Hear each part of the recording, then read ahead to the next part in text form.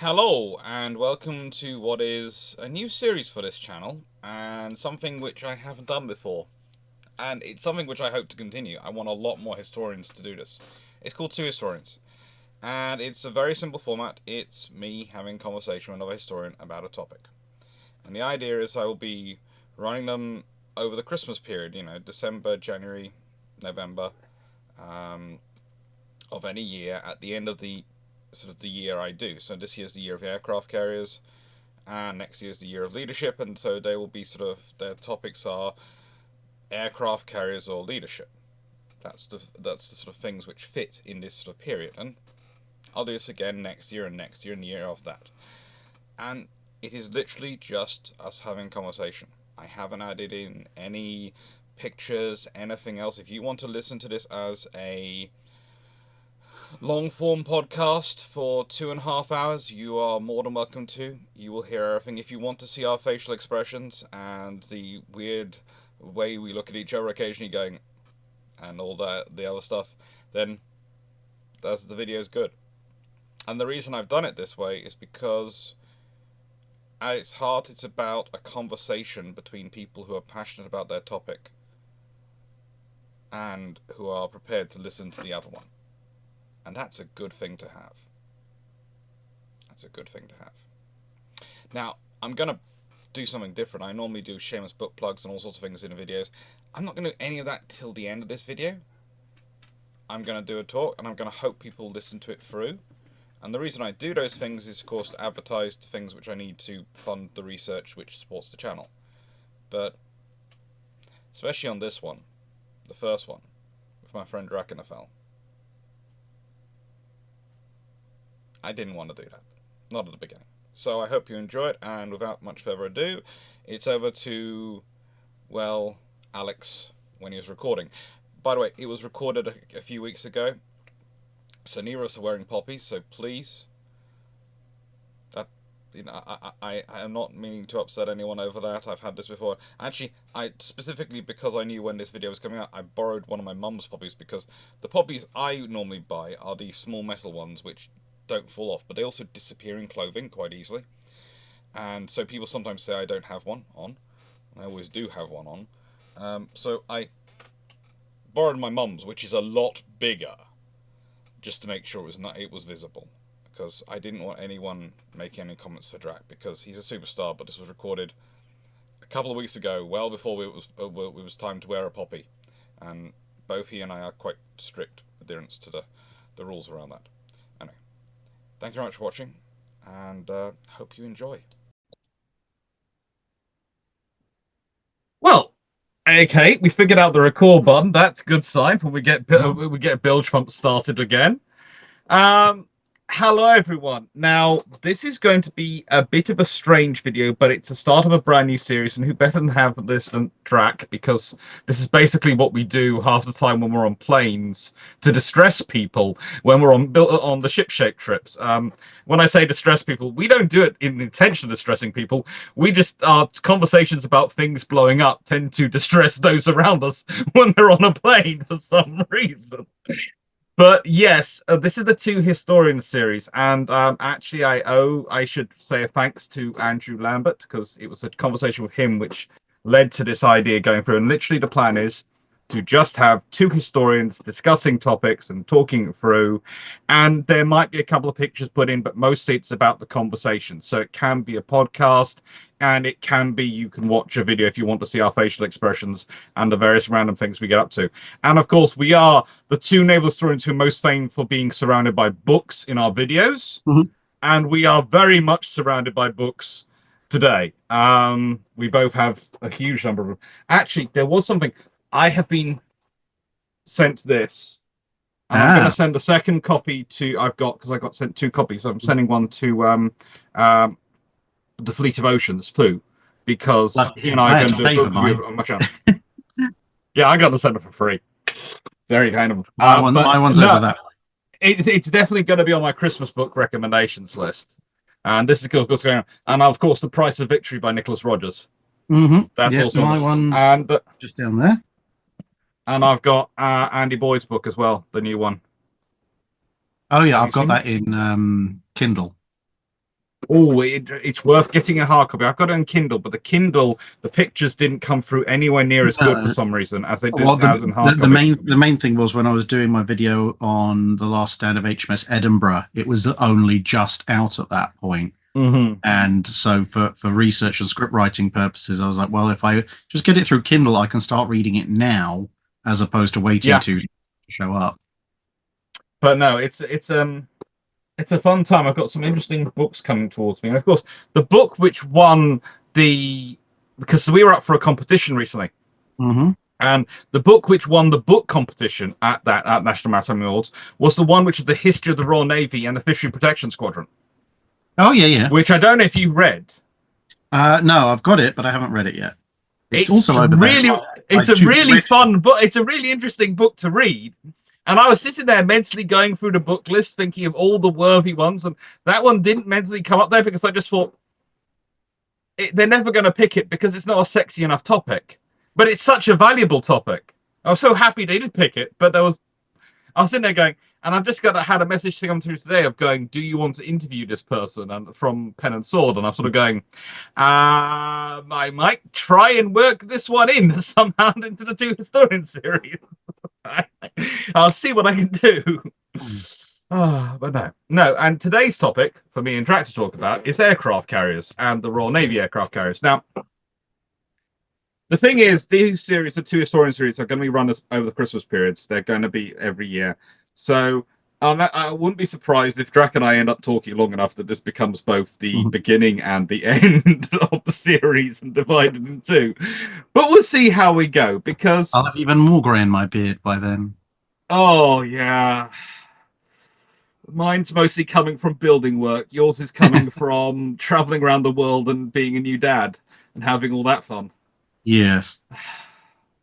It's good times. It is good times. So, first topic. Carriers pre-war. What do you think? The idealized carrier, because we always discuss when talking about the carriers pre-war, the Navy has come up with. They start off with the idealized version, then they cut it down to the point at which they can think they can scrape through on the tonnage. So, what's your view on the idealized carrier for the Royal Navy pre-war?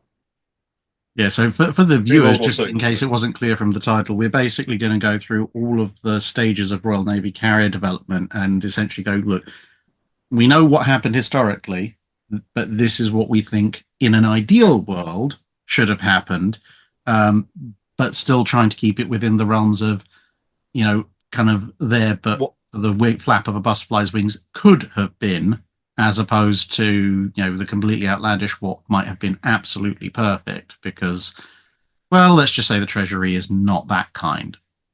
And basically, we're starting off with the sort of the pre-World War II generation, so that's Ark Royal and Lustrous sort of period. We'll start then going to the post-war generation, which is the Maltas, or rather the end of war generation. Then we're going to talk about the CVO1 generation, and then we're going to talk about the Queen Elizabeth generation, the current generation of carriers, which we both have an affection for, but I think both of us feel could have been better. Yeah, they kind of get a B, maybe a B plus on the report card. I'd have liked them to be just a little bit longer, mainly because I think they should have been longer than the Russian carrier for status reasons and for, for your standing when you're on. Because it sounds funny, but these days top trumps matter so much in the way people view things. You have to go for some top trumps in order to be able to, or at least better than's, to be able to stand out, because that's the way so many of the current population and the current political population especially views things, and naval diplomacy and these things are part of it, but that's a later discussion.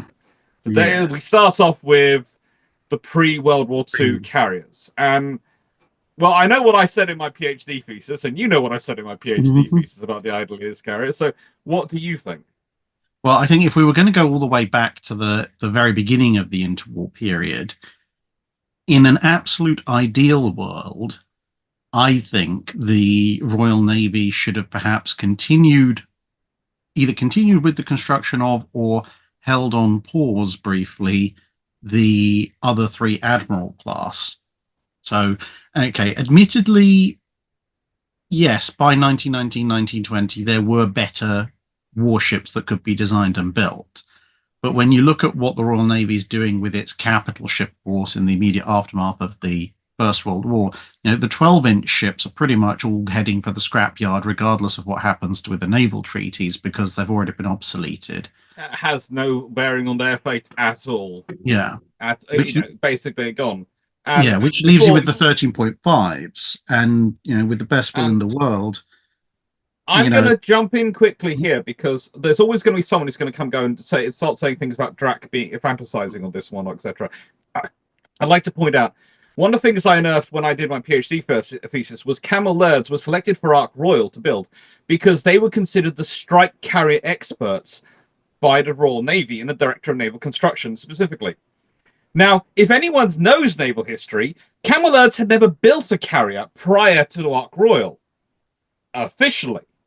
Unofficially, why are they being called the strike carrier experts? And it comes back to a series of design studies, which I found reference to, but never found an example of, which are based on converting their Admiral Class battlecruiser hull, which, again, we're not quite sure how far along it was when they were considering this. And I think I did mention this a bit in the annex in appendices in my PhD thesis, but I have discussed this in other circles as well. It's this really annoying, tantalizing moment that is stopped probably by Admiral Beatty. Yes, which just adds the things that that Drach and I have against him. Yeah, the very, very long list. It's like the Book of Grudges of naval historians versus Admiral Beatty is a very extensive tome. But this is the period when he thinks HMS Eagle should be some kind of massive torpedo attack craft for the night and an aircraft carrier by day. So the fact that he did something as relatively unhinged as cancelling an Admiral Class carrier conversion, that's pretty much par for the course for him. But that was a really interesting idea because the whole point about Eagle is triple tubes. She's not bad, but she's a 24-knot ship, and she's not exactly the most maneuverable. I wouldn't like to be using her as a nighttime torpedo attack vessel. No, but so yeah, if we go back to that period, it's you get the Japanese get a Kagi and Kaga, and that's supposed to be a Magi and a Kagi, but the Kanto earthquake says no to that. The Americans, obviously, they scrap 4 Lexingtons and go with Lexington and Saratoga. So this has always been kind of the slightly odd thing in that those two navies take full advantage of the special clause in the Washington Naval Treaty that allows you to do that. The British, largely because they at that point have cancelled the Admiral Class, they don't, and the conversion of Courageous and Glorious, although it's somewhat kind of the British doing a similar thing, it's also not. It's like it's not written into the treaty the way that Akagi and Kaga, or Amagi and Akagi initially, and Lexington and Saratoga are.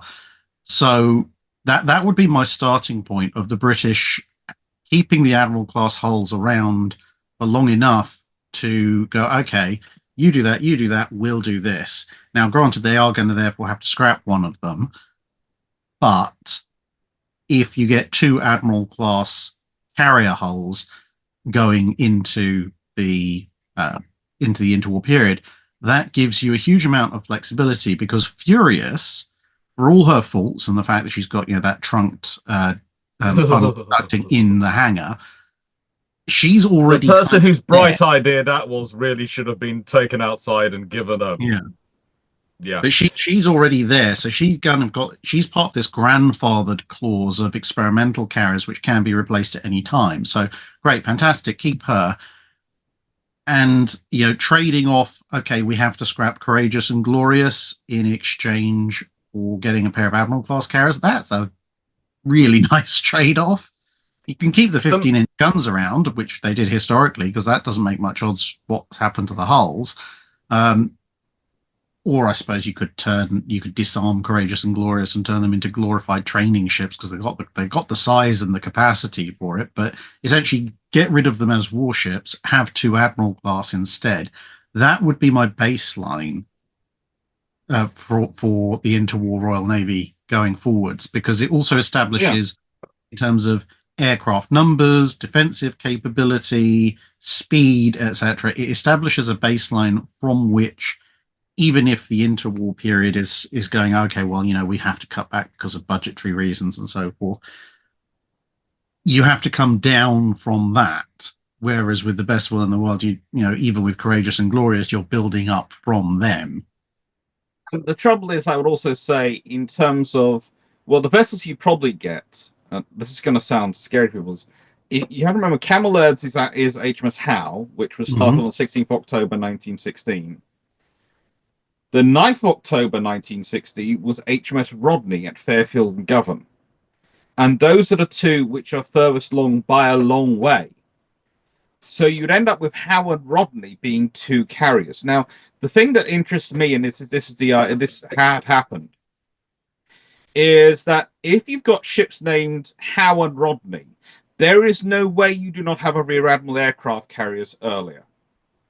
There is no way you're letting those ships go around and there's no admiral responsible for them directly. You might go, well, they're included in the battle cruiser admiral's fleet. Yeah, HMS Rodney, HMS Howe, those names are important and senior enough on their own that any class, any ship they're attached to are going to require status.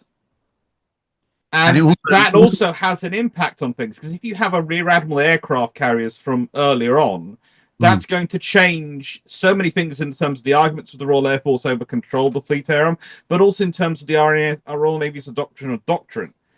Let's be honest, probably Night Strike and Long Range Strike come in earlier because you can support bigger aircraft. You can support aircraft, and especially what you said with the fleet air arm, because at the time that the fleet air arm is lost, or the Royal Naval Air Service as it is lost to the RAF, you're talking about, even if you're putting together Eagle and Hermes and Argus and Furious, because the conversions of Courageous and Glorious don't start till well after the control of fleet air arm is lost, you're talking about a naval air service that can maybe justify holding 120 aircraft total, which compared to the the sheer number of fighters and bombers and whatnot that the RAF has, you can kind of begin to understand the argument of the RAF going, actually, this should just be a subjunct of us.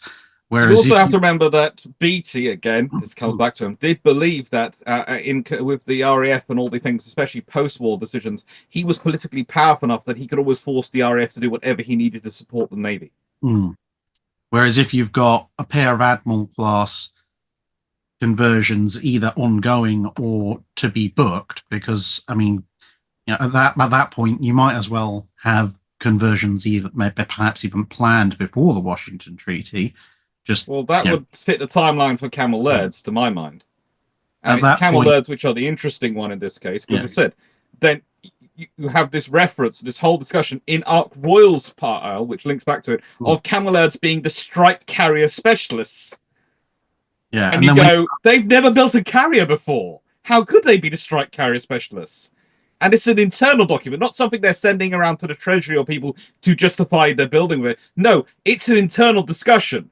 And it's something which is openly acknowledged within the Navy that they are the strike carrier specialists, which means something was going on there.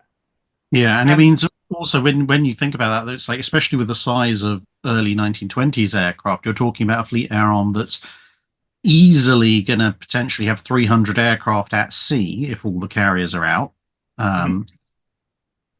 And then you take into account that obviously you need spares, reserves, training squadrons, etc. You're now talking about a fleet air arm that's going to need a minimum 500 to 600 aircraft between training aircraft and so forth. At which point you're now talking about an air service that is actually, it's not bigger than the RAF, but it's a good percentage chunk of the RAF. At which point it's a far easier argument to say, well, actually, you know what, if we're going to order 300 fighters, but they have to be navalized, and we're going to order, well, at this point, considering it, you're talking about, before the advent of the dive bomber, we're also talking about ordering perhaps 200, 250 torpedo bombers between ashore and at sea squadrons. That's the kind of order numbers where you need a separate design. And, given that the RAF, they might want some torpedo bombers for what will eventually become Coastal Command. But if the fleet air arm is the one that's probably ordering more of them, the argument would definitely be coming in of, well, actually, the fleet air arm could order their torpedo bomber, and then either the RAF can just get some more of it, or make some modification of it, take out some of the carrier specific modifications to make it a bit lighter and longer range or whatever. But it puts the fleet ARM in a much better position in the interwar period for gathering aircraft and designs that will actually fit its specifications. And for keeping the important thing, and I always try and stress this to people, it's not so much the pilots who are important, it's having the aero engineers as part of the naval service. Because they're the ones who are liaisons with industry, who can tell you what's possible, etc. You need a certain measure of pilots, you certainly do. But the aero engineers and the direct links with industry to find out from industry what's possible to order, what you could order, and also to be able to translate what you need into the engineering topic in a most direct fashion possible. Because one of the problems that comes up in the 1920s and 30s for the Navy especially is even once you have the rear admiral aircraft carriers, what you have is he writes up an assessment, usually consulting the observers because he can't consult the pilots because they're part of the RAF, but the observers are part of the Royal Navy. He and his staff write up a report that goes to the Admiralty, which is then translated and then goes into the Air Ministry, who then send it out to industry, who then take feedback from industry back to the Air Ministry, which then passes it back to the Admiralty, which then passes it back to the Third Sea to the Rear Admiral Aircraft Carriers team to work out whether it's what they want. And anyone listening to that and who's ever worked in any company, any bureaucracy, anything like that, will know that's going to be a lot of translation errors in that set of Chinese whispers.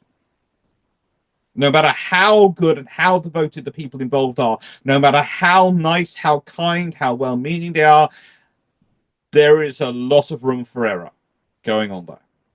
Yeah.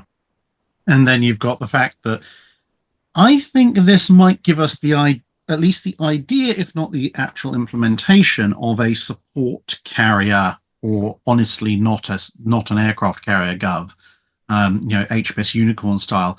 We might actually get that idea implemented somewhat sooner, because when you've got the various exercises going on and you've got the Abyssinia crisis and everything, pretty much anything that the Royal Navy has carrier-wise is being looked at as a potential frontline unit, because they're all within shouting distance of each other capability-wise. Now, okay, at that point, by the early 30s, Hermes and Argus are very definitely slower and less capable. They don't have as many aircraft.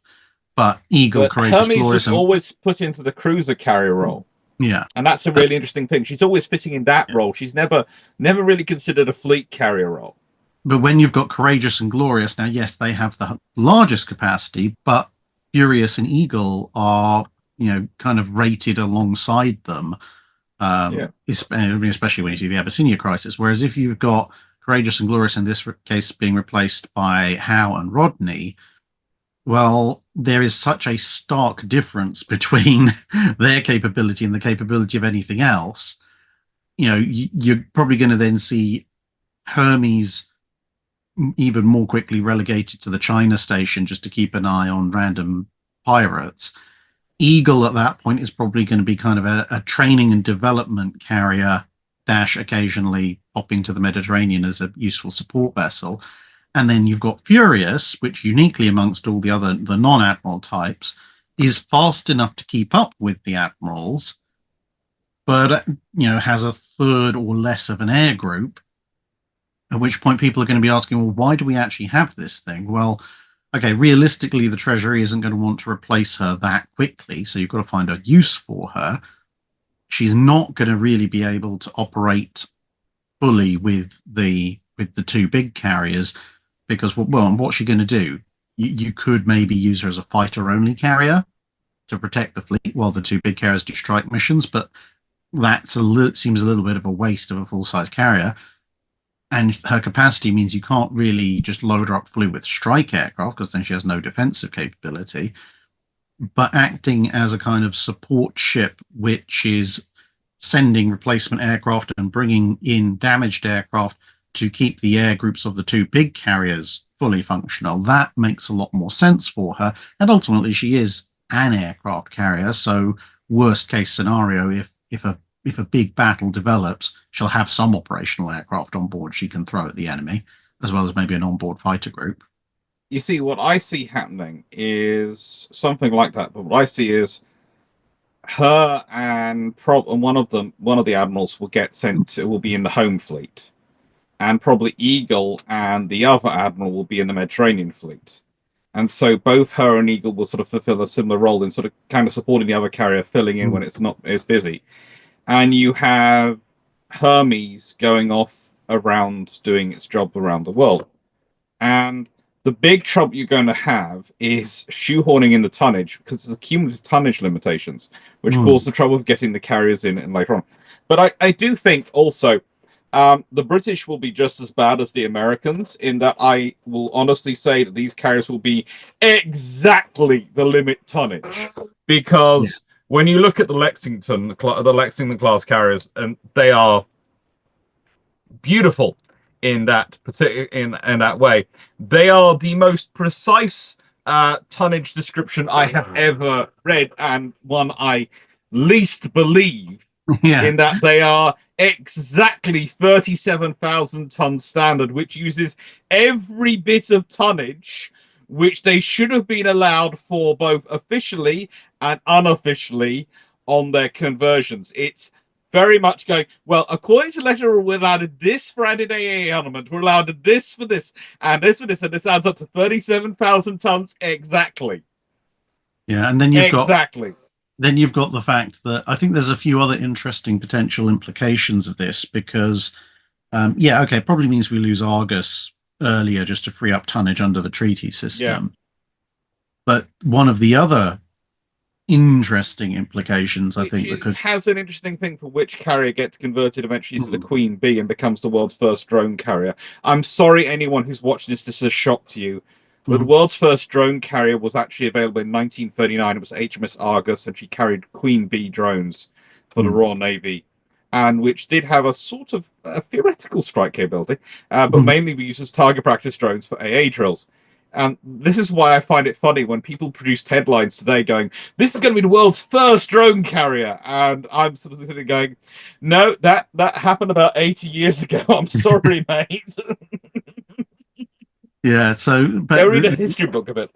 The other interesting thing about this is that, you know, when you're looking at the interwar period, I suspect what you might see is potentially the development of twin-engine strike aircraft, because the admirals are large enough, and they're probably going to be somewhat more efficient than the Lexingtons, if for no other reason than they actually have a substantial degree of armor which they can afford to lose in the conversion process, which will give them a bit more weight to devote to flight facilities. And given that their conversion is going to be happening pretty early on, so that the double height hangar, the double hangars that we see in Ark Royal and so forth, I don't think are going to be really thought of way back then when aircraft are so much smaller. So you're probably looking at something like Lexington Saratoga with a really tall single hangar supporting loads and loads of aircraft. And somebody along the line with a carrier that size is going to find out two things. Firstly, the problems with managing an air group that's 100 plus, which is something people keep running into in the early 20th century. And I can very well see somebody going, well, hang on a minute, we've got the space for 100 to 120 aircraft. We can't actually realistically run that many aircraft. So to use up the space in this massive great hangar, we need to have fewer aircraft, but potentially larger aircraft to take up the volume. There's only so much you can do with a single engine aircraft. So someone's going to come along and go, well, what about a twin engine strike aircraft or fighter, considering the long ranges the Royal Navy wants to operate its aircraft at? And at that point, the extra height that you're going to need for this slightly larger aircraft isn't so much of a concern, because you have a nice big hangar. And that may then have a knock-on effect when you get to designing Ark Royal in whatever form she comes out at.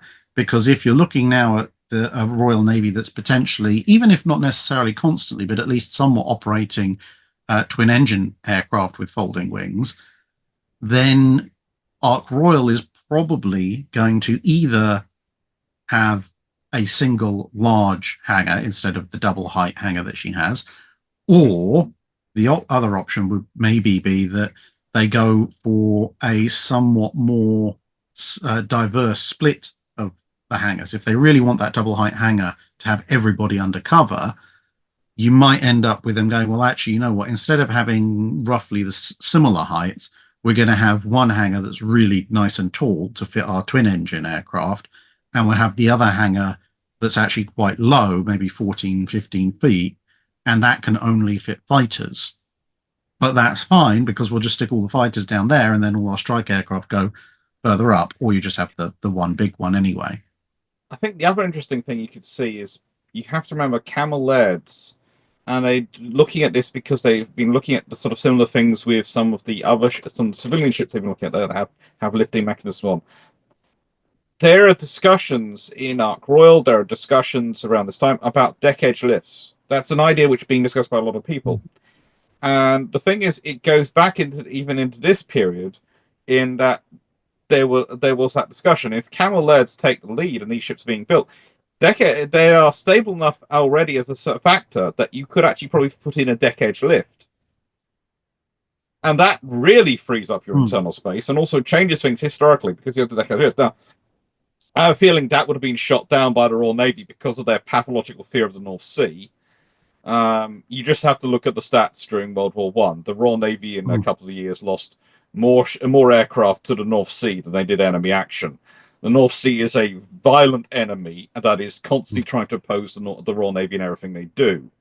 Well, I'm just thinking what you might see potentially would be the implementation of a deck edge lift, but not in the way that we usually think about it. So I'm thinking Joffre style? No, where it sat on the end? No, I think it was Wasp. I think it was Wasp. Could have been Ranger. One of the interwar US carriers. They had a lift, but it was a very, very small lift. So it only really supported the front of the aircraft, the main landing gear, and then the whole, instead of having the aircraft sitting entirely on this big rectangle, the tail stuck out, perpendicular to the ship, and there was just a little runner, a little girder, and the tail wheel sat on the end of that. So the lift could take the entire aircraft. Oh, stupid camera. I should stop gesturing. It could take the whole aircraft, but it was a substantially smaller structure overall. And I think that might work. That was Wasp. Royal Navy. Yeah, there you go, Wasp. I was right the first time. So the reason I think that might be attractive is because, as you say, you don't want to lose aircraft. You don't want the hangar deck flooded. But if your overall lift structure is substantially smaller than a full deck edge lift, even if you could maybe take 2 aircraft on it, you can then have that essentially fully external to the hangar, and the hangar access to that lift can be completely shuttered off with fairly substantial doors, which allows you to have an enclosed hangar if you want one, but also gives you the ability to use this lift because it's not that heavy. It doesn't stick out that much overall. The one problem I have with all this scenario is that it's going to lead to an increased number of Blackburns. It is, but let's be honest, they were actually the interesting thing about a Blackburn is it's ugly. So I'm telling people, please don't look it up because it will ruin your eyesight for the day. But it is actually the aircraft which is designed to be able to take a full spotting table, a full naval charts spotting table for gunnery control. It is the forerunner for airborne early warning in that they go up there with their telescopes and their telescopes and binoculars, and they radio down when they see aircraft coming in and all sorts of things. And it is actually this really useful aircraft in terms of forerunner of capabilities, which today are essential carrier operations. It's just ugly as anything to look at because of the way it's designed. The pilot is sort of a carbuncle stuck on the top. And yeah, there are serious things missed in this in a scenario by the Royal Navy and the Admiralty in this period, I have to admit. I do think with the when we consider again that the Admiral Class, they are technically cancelled in February 1919. So that is not that long in the length of things before the treaties are put through in the 1920. And if we consider again what they have building on at the time period, there is a very real scenario, I think, in my mind, considering they're suspended in March 1917, that if instead in 1918 they'd maybe decided to pick all three as carrier conversions instead of maybe Eagle, or carried on with them as well as Eagle and done them at the same time, you end up with a very interesting decision where the Washington Naval Treaty sees the Royal Navy having these three and Eagle and all the other things, and they have to adjust the treaty around it, and you end up with three of these giant carriers. And the reason I think it was a strike carrier, and the reason I do think so, is because you have to remember again, the Royal Navy is obsessed with the high seas fleet sitting in Wilhelmshaven. And they literally, Furious's conversion is looking at a strike carrier. Every conversion is looking at a strike carrier. And what are the largest hulls available for conversion into a strike carrier? And that's the important phraseology. Because the Royal Navy in the interwar period comes up with this phraseology of cruiser carrier, fleet carrier, and strike carrier. And the Ark Royal is an example of the strike carrier that they actually built. The Illustrious class are fleet carriers they actually build. And when we're talking, and then Hermes is this cruiser carrier. And then when we're talking about the earlier carrier generation, as you were talking about them earlier, the Courageous and Glorious become the sort of strike carriers.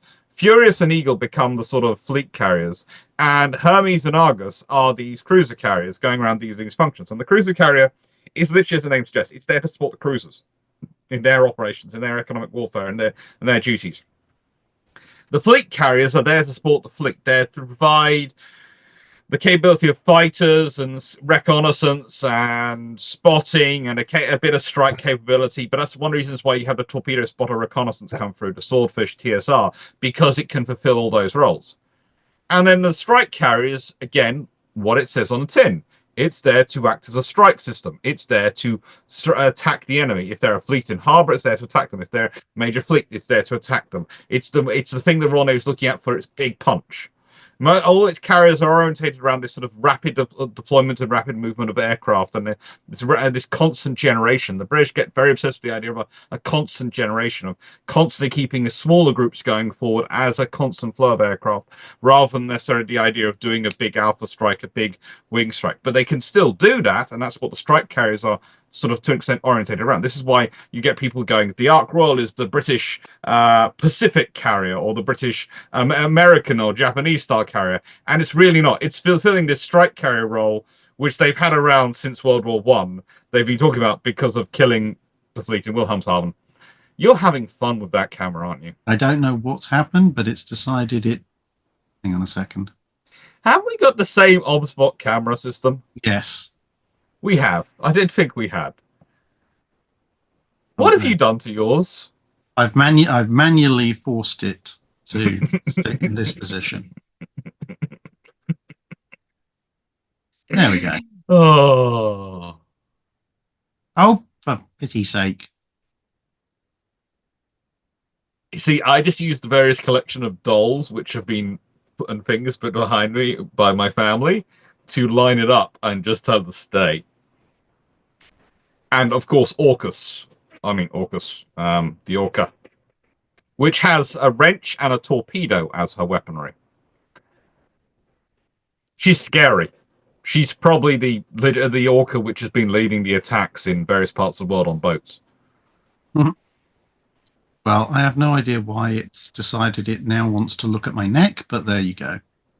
It's decided your neck is highly intriguing. I found a gimbal. There we go. Wait. Stop tracking me. Is it... Have you got the... There we go. The lock tapped or anything? I've turned tracking off. That's sensible. Then it won't keep moving. Well, this is either going to be an interesting comedic interlude or it's going to be foreshadowing of what's to come. Right. So, anyway. Yeah. So I think that pretty much covers our interwar, because to be honest, at that point, well, maybe the late interwar period, because if we... Yeah, once we get to once we get to the whole you've got into the treaties, you're into the first and second London treaties, and you're building Ark Royal and then the Illustrious class. And we all know pretty much what the Royal Navy really wanted because it's called the Implacable class. If we look at their pre-war, their designs, if you look at them, they're sort of the 20. Okay, maybe they wanted something slightly more, but roughly 27,000 tons in standard as the baseline design was. Modifications put in construction, a nice armored deck, the hangars of Ark Royal. Yeah, that's basically the Implacables. It's got all the air group you'd want, so it can do both the fleet and the strike carrier role, and it's got the armor you need, so it can do the fleet and the strike carrier role. And the thing is, again, the Royal Navy's designing a carrier, and they're designing a carrier around their needs. Again, people like focusing on the Mediterranean.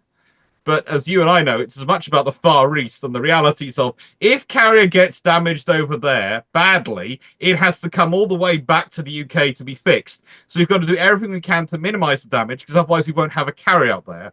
Because one of the first things the Royal Navy realized, especially after the Inskip Award debate and the whole debate with the RAF, was that there was going to be no RAF support, because the RAF's plan for how to get aircraft out to the Far East was to empty the Royal Navy carriers, load them up with their aircraft, send them out to the Far East, then have the Royal Navy's carriers come back for the Fleet Air Arm. And I honestly can't think why the Royal Navy found this a problem. Can you? Yeah. This sounds like a perfectly reasonable plan. And of course, the enemy's going to be sitting around, i.e. Japan, is going to be sitting around waiting for you to do all these transits backwards and forwards to the Far East. Yeah. I can imagine that actually the Royal Navy, and by extension the British, will probably actually press to retain the Washington and London 1 aircraft carrier displacement limit, because of course that was dropped in London too. So I can see them arguing to keep it the way it was, which, I mean, it might not get it won't buy you Implacable, but it'll buy you another 4,000 or 5,000 tons for the Illustriouses, which will give you more capable ships. And the main reason I think they might want to do that is because obviously historically the Navy was very concerned about getting as many carriers in on the tonnage as it could. So if you drop the limit per carrier, that means you can get more carriers for the overall total. What the second London Naval Treaty dropped was it dropped the cumulative limit. And of course, the Royal Navy had wanted to get you had all these things. People go, you can have 27,000 tons for a carrier, but then you can only have 5 carriers. The Royal Navy looking at its commitments in the Atlantic, the Mediterranean, the Indian Ocean, the Far East, and going, yeah, 5 carriers. That's going to be enough for us. Yeah. Yeah, we can afford to get that. The thing I can see changing perhaps is that the Royal Navy historically has a bunch of carriers with small air groups. So although on the China station you can maybe get away with operating 1, even there they're very often operating Eagle and Hermes at the same time. And the same thing in the Mediterranean. It's usually Courageous and Glorious, or some permutation there. Or Glorious and Eagle. Yeah. So at that point, you can see why they'd want as many hulls as humanly possible, because you think you need 2 out there. If they've had at this point maybe 10 to 15 years experience where you can just stick an Admiral Class and go bang, here's 100 aircraft, great, thank you, I have air superiority against almost anybody, everyone who wants to can come and have a go. That I think would change their thinking a little bit to the idea of, well, actually maybe we can get away with having 1 carrier per operational area with 1 or 2 as backups, as long as they're big enough to wield a large enough air group, which suddenly, that turns it from Illustriouses, as a not quite to Implacables, but maybe to armored Ark Royals. And I think that would definitely be a good. But I think also, even without the admirals, that's sort of what they would have liked. And I also would add in, and this is something you always have to consider, the Royal Navy. The Royal Navy do go into multi-carrier operations quite early on. They're trying to mount in World War I with multiple ships, and they are continue developing it during during the interwar years. It's one reason why you have the rear admiral aircraft carriers. Literally, they are put in post to command multi-carrier operations. And the Royal Navy spends most of World War II then not having multi-carrier operations because they never have enough carriers available to do them. It's like Taranto was supposed to be a multi-carrier operation. Eagle was damaged. So the she's flip side to unavailable. that is, in this case, you might actually end up with more. Bizarrely, you might end up with fewer carriers but more multi-carrier operations, purely because of the increased survivability of the carriers. Because if we're going to put, Anson and Howard, you said, and Rodney, instead of Courageous and Glorious. If we assume, for sake of argument, that in the start of the Second World War, the Royal Navy does pretty much the same things with them, well, Courageous eats a torpedo or two from a U-boat and she's done for, because she's, relatively speaking, small and not. She's a large light cruiser, let's be honest. She hasn't got the subdivision or the torpedo defense. Whereas that same number of torpedoes going into an Admiral class, they can survive that. Yeah, it will hurt. Yeah, she'll be back in dry dock for repairs, but she ain't sinking. And also, I would say is, would you, and if you're the Royal Navy, if you've got things which are that valuable with those names, are you going to be using them for anti-submarine warfare ops? Or are you, and this is a really interesting thing, of course, if you've had Hermes come in, anyway, historically, as we agree to, have you built a line of Hermes-style carriers for ASW operations? Have you been able to justify them going, well, look, we don't want to use these assets for this, but we need to do this role of convoy escort, so we need to build these roughly 10,000-ton cruiser carriers. And because, as you and I know, if you were aiming for a Hermes-style carrier on 10,000 tons, you can do it. If you are not trying to build it as a fleet carrier, if you're not trying to build it as a full, if you're just happy with the cruiser carrier role of anti-submarine warfare and those sort of things, you can build them, and you could have churned out a fair number of them. Yeah, and that also adds another interesting level. Especially in the first part, when you're talking about Washington Treaty to first London, when technically anything under 10,000 tons is not a carrier. Which unfortunately Hermes fails by about 500 tons. But at that point, if you want to be really nasty, you can just say, right, we're officially listing this as 9,999 tons. Yes, and challenge. It's like our Admiral Class carriers are 37,000 tons. Honest governor, yes. They are definitely 37,000 tons. No more, no less. We checked her displacement while we had strapped our 101 to the deck. Yeah, but even assuming they did do something as stupid as trying to hunt submarines with an Admiral Class carrier, she would survive the torpedo assault. And while it's a little bit more difficult when it comes to Courageous versus the Scharnhorsts, an Admiral Class would be somewhat more durable because it's larger, which might allow enough time to accelerate to get out of dodge. Plus, when you look at Gloria, when Glorious is coming back, she's actually had to sacrifice a decent amount of her air group capacity to accommodate the RAF aircraft that she's rescuing. And in this case, well, she doesn't need to do that.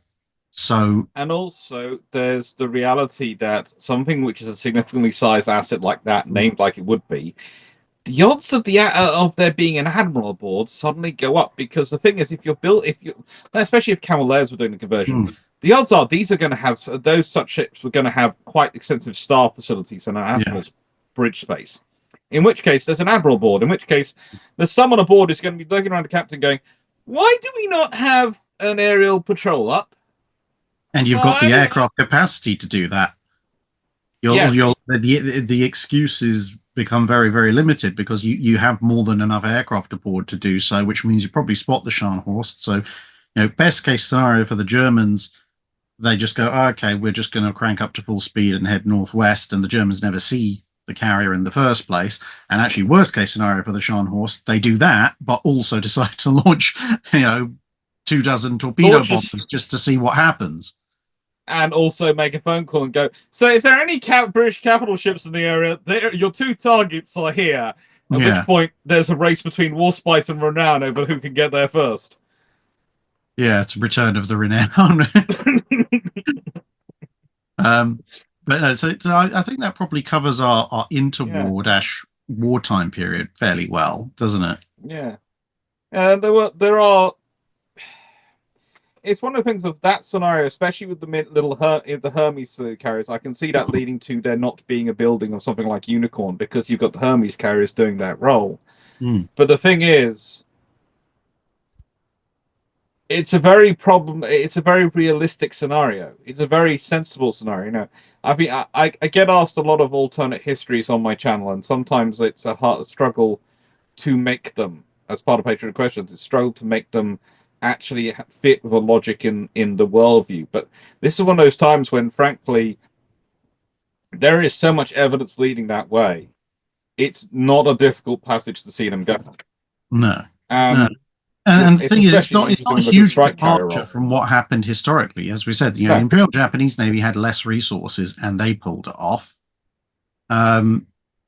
It's purely just a matter of a few orders here, a few changes of priority there, and the whole thing just pans out. Yeah, and and the thing that's always worthwhile pointing out to people is the Fleet Air Arm is still paid for out of the naval budget. It's just the Air Ministry administers the pilots through the RAF and controls the procurement of it by being the interface which has to go through the companies. And in fact, for quite a while, it was even that the Navy would have to pay the Admiralty would have to send the money to the Air Ministry, who would deduct their administration fee from it and their administration costs, and then pay the companies for administering it. And it was only later on, I think it was the early 1930s, I think it was about 1931, that changes, and the Navy's allowed to pay the companies directly. So that they get, and there was all sorts of discussions around that, and I'm never quite sure how widespread it is, because there are complaints at various times from the Air Ministry that the Navy hasn't followed proper payment rules, and Navy's gone, well, we're already paying Vickers anyway for this stuff. We're buying aircraft of them. Why the friggin' are we paying you as well? It's a whole fun discussion. But yes, now to the end of World War II, when the Royal Navy is really trying to launch into building its future carriers and its future. And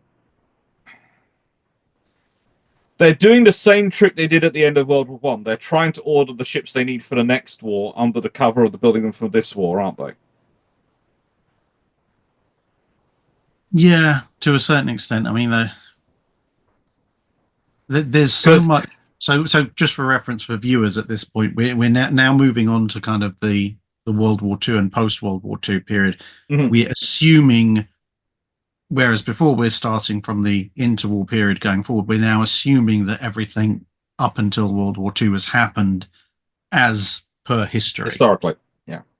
So, we've got courageous and glorious and furious and all that. Just so they know where we are. Yeah, this is the trouble when you and I are having these conversations, because we have them so often. We have to remember to tell everyone else what we're already assuming. Yeah. So I mean, when you look at when you look at what's going on with the immediate post-war or very late war carrier building, there's so many lessons that have been learned during operations. You've got the lessons that have been learned in the Mediterranean and the North Sea and the Arctic, for that matter. But then you've also got the much more recent combat in the Pacific, and you have that odd convergence where initially the British have been building the Illustriouses and the Implacables, so they're very much going for the fully enclosed double hangar armored flight deck carrier, and the Americans have been going for the essentially unprotected flight deck single massive hangar open hangar fleet carrier. And contrary to a lot of people going, one is clearly the absolute superior to the other, in the Navy seems to agree with that. War, you've got this convergence of evolution where essentially the Maltas and the Midways, they're not identical, but they're reflecting pretty much the same lessons, where both parties are going, well, the American idea of having the ability to start your aircraft up in the hangar and then warm them up and then move them to the flight deck, that's a good idea. So we need airflow in the hangar. So we have to abandon the idea of the armored box hangar. But the Americans, or rather, it being fully armored, there are now going to be gaps in that armor. Gaps in it. When the Americans are going, well, okay, having lots and lots of aircraft is fantastic, but if that one duty pilot gets through, which they, for some bizarre reason, always seem to manage, um, you know, a single bomb in your 100 aircraft flight group, and suddenly you have a 0 aircraft flight group and a one very, very on fire aircraft carrier. So you kind of have this trade off. It's like, yeah, okay, if you send Formidable or Implacable or whatever up against Japanese kamikazes, yeah, they might only be carrying 50 to 60 aircraft. But when the kamikaze attack is over and one of them smashed itself headlong into the flight deck, even if you lose the aircraft that were arrayed on the flight deck, you still have 30 to 40 aircraft either out and about or unable to come back or in your hangar, and you clean up the flight deck and get back into flight operations. Whereas your Franklin or your Bunker Hill or any number of other Essex class that were hit badly by kamikazes, they start off with almost twice as many aircraft, but at the end of the day, they're having to go back for a 6-month refit and they have 0 aircraft. So the midways have a nice thick armored flight deck. So kind of both parties have come to roughly the conclusion that you want the armored flight deck, but you also want the at least partially openable hangar. I think to an extent both are now double height ones. I also think to an extent both are kind of freed from the treaty limitations and the limitations imposed on them by the treaties and what they were trying to build with and within by these political rules put in place. And that's the reality. Sort of, the Royal Navy would have certainly always liked a bigger air group. Maybe not the open sides, because I think sort of part of that is also their legacy of the North Sea nicking so many of their aircraft. When you say open hangar, it's like you need enough airflow to be able to run your engines up. You don't necessarily want the whole thing as an open gallery. Yes, and I think for the Americans, it was always a case of they knew they'd be operating in probably the center of the big, wider Pacific, where they'd have the room for the maneuver. They could afford to make the calculation that we can rely on the air strength, and if we lose the carrier, well, that's a bad thing. But if we've designed it so that preferably we lose the flight deck and the hangar facilities, and we can just build those back on as superstructure, but the carrier should stay okay. Whereas the British are going, right, we need to operate in the South China Sea. We need to operate up and close to Japan as part of any blockade. We need to operate in the Mediterranean. We can't rely necessarily on room to maneuver as much of a safety factor. So we've gone for the increased armor as the trade-off because to keep that carrier viable for operations. Yeah, and that's the legacy when you're seeing Malta, the Malta and Midways, and you're comparing the designs. That's what you have to think about, the legacy of that mindset, because that mindset is still part of their analysis. Yeah. It's still baked into those officers making those decisions. Well, and I think also the other thing that has changed is that one of the big bugbears which resulted in the armored hangar boxes on the Royal Navy's carriers was also the interwar fear of enemy surface ships getting too close, cruisers and so forth. Because the armored box is not going to stop an 8-inch shell, but it might stop a long distance 5.9-inch or 4-inch shell. And it's going to stop fragments and splinters from the same. Whereas the war has kind of shown that it's rare, if ever, that a surface ship is going to catch you, and if it does, no amount of armor is going to save you. Which means you the justification for anything more than splinter proofing the sides of your hangar has kind of gone away. Well, that's kind of the false positives you get out of the interwar exercises, and you and I have discussed this quite a lot in the past, because the Royal Navy get the false positive of the strike aircraft are not going to bother about destroyers. They're going to go for carriers and capital ships and cruisers, maybe, because that's what they do in exercises. When in reality, when your actual life is on the line, you're not just going for glory and exercise. You take out the first ship you can get a hold of, and if that's a destroyer, that's a destroyer. That's still attacking an enemy ship, and that's a lot safer than trying to go into the middle of the task group to attack those big value targets. But the other thing is that in exercises, both the Americans and British have this in their exercise. Sometimes their carriers do get surprised by cruisers, but one of the reasons that happens is because you have, in an exercise area, you have a defined area. So they can work out in that defined area where the carrier is probably working from quite easily. The moment you have a reality scenario where the carrier could be operating from anywhere within strike range, suddenly it's a lot more difficult to work out for a cruiser captain where they should go to try and pick up the carrier. And that's the things about exercises. And you and I always talking have always talked about it, and we talked about this when I remember we had discussions when we had talking with some naval personnel on some of our ship shape trips. We talked about being careful of the false positives of exercises. That exercises always, to an extent, are an artificial scenario, and you have to be careful as to what's a product of thinking successfully for operations in the real world and in a real war scenario versus thinking successfully for operations in an exercise scenario. I know, that's one of those ones which is often harder to explain to people because they go, but they're conducting these massive exercises, and you've done your videos about them, I've done my videos about them. These big, massive air naval exercises that have ships from all over, from multiple fleets coming together, fighting massive war games. How are they getting these false positives, and why are they affecting them? Well, because there's that scenario. There's still some artificialness going on there because there has to be, because you don't want people actually sinking your ships in an exercise because you rather need them for an actual war which might come up. That's your limitation. Yeah. And the same with killing pilots. Well, yeah. And so when we're heading into the post-war period, obviously, historically speaking, the Maltas are cancelled. Most of the Audaciouses are cancelled. And even a good chunk of the Centaurs are cancelled as well, for that matter. But in an alternate scenario, the ideal for the Royal Navy, I think there's a huge amount that could be changed here. So I would start off with, what have you got as your surviving post-war fleet before we talk about potential further building programs? Well, you've got all the Illustriouses have survived, great, fantastic. The Implacables as well, Unicorn, Furious and Argus have improbably also made it, but let's face it, they're heading for the scrapyard pretty quickly, so you don't really need to factor them in. You do also, however, have this whole glut of Colossus and Majestic class coming down the line, which would prove to be surprisingly long-lived.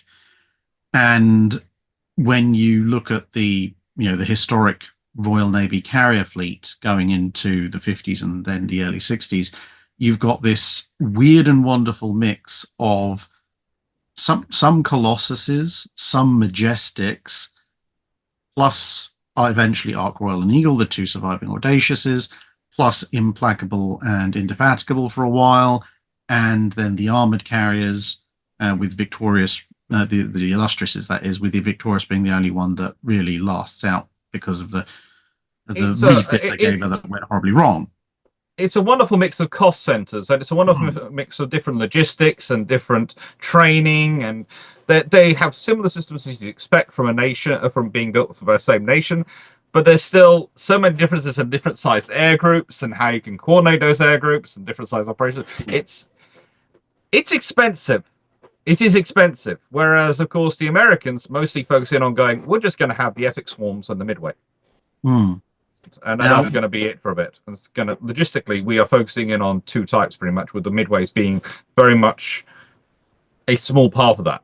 Now, what my temptation to do in this particular case would actually be a number of changes, but I think broadly this would work out. So first things first, there would have to be an acknowledgement right off of the bat that you are not going to be able to keep the Illustriouses and Implacables around for all that much longer.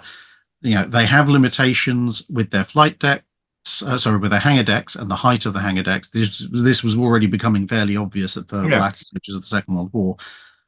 And the armored box design means it's going to be incredibly expensive and difficult to change that, as it would turn out with Victorious, even without the last-minute discovery that actually also you need to change out the engines.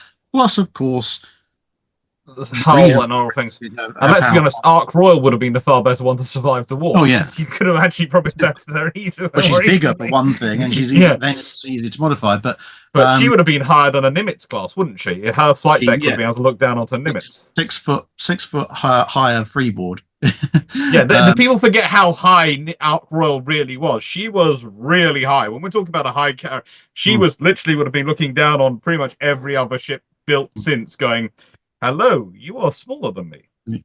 So, I think the other thing you have to bear in mind is, which was part of the problem for Victorious's refit problems, is the Illustriouses have been beaten and battered 6 ways from Sunday by war service. And I'm not just talking about bomb attacks and kamikaze attacks. I'm also talking about the fact they've worn their machinery. Because the general rule of thumb that seems to be the case is that if a wartime use of machinery seems to put about 2.5 to 3 times as much wear on the machinery per year as peacetime, because most warships are designed with a rough, at least in the first half of the 20th century, they're designed with roughly a 20 to 25-year lifespan on their machinery before they need a major overhaul. Whereas actually, some interesting stats on that, in that for carriers, it was actually closer to destroyers, which is considered about 6 years, because they run everywhere at high speed, because they have to go up to high speed so often for aircraft operations. Whereas but they were judged on the system which was used for battleships, which only, of course, have to go on high speed, normally when they're doing combat operations, and when they're actually fighting. And the rest of the time, they just cruise around at their cruising speed. This is a problem when you're making an evaluation of these ships and their relative capabilities, because the battleship's probably about 1 war year equals 3 peace years, maybe 4, whereas for destroyers it's 1 war year equals 6 years of peacetime in terms of wear, and for a carrier it's far closer to the 1 equals 6. And so when you look at the Illustriouses, broadly speaking, they have maybe half a decade's worth of steaming left in them by the end of the war, which, considering the amount of time they spend in reserve and in training, etc., by the time you end up with Victorious and that big refit and they discover her engines are shot, that's pretty much spot on. Yeah. Now, which is why it's such a surprise that Victorious's refit engines being in such a bad state was a surprise to people. I think there seems to be many reports of people going, her engines are terrible, her engines are terrible, her engines are terrible. And then suddenly they're opening up and they get surprised when those people saying those reports that the engines were terrible were right. And you sort of go, did none of you listen to your own constructors? So I think at that point we have to kind of just write off the Illustriouses. Just say, okay, look, they've given really good war service. We can use them as training carriers for the minute. But essentially, kind of like the Orions in the immediate post-war environment after World War One, you're immediately demoting them to reserves and training. Because in the case of Illustrious, being saved for a museum ship. Yeah. We agreed? You and I agreed? Museum ship, Yeah.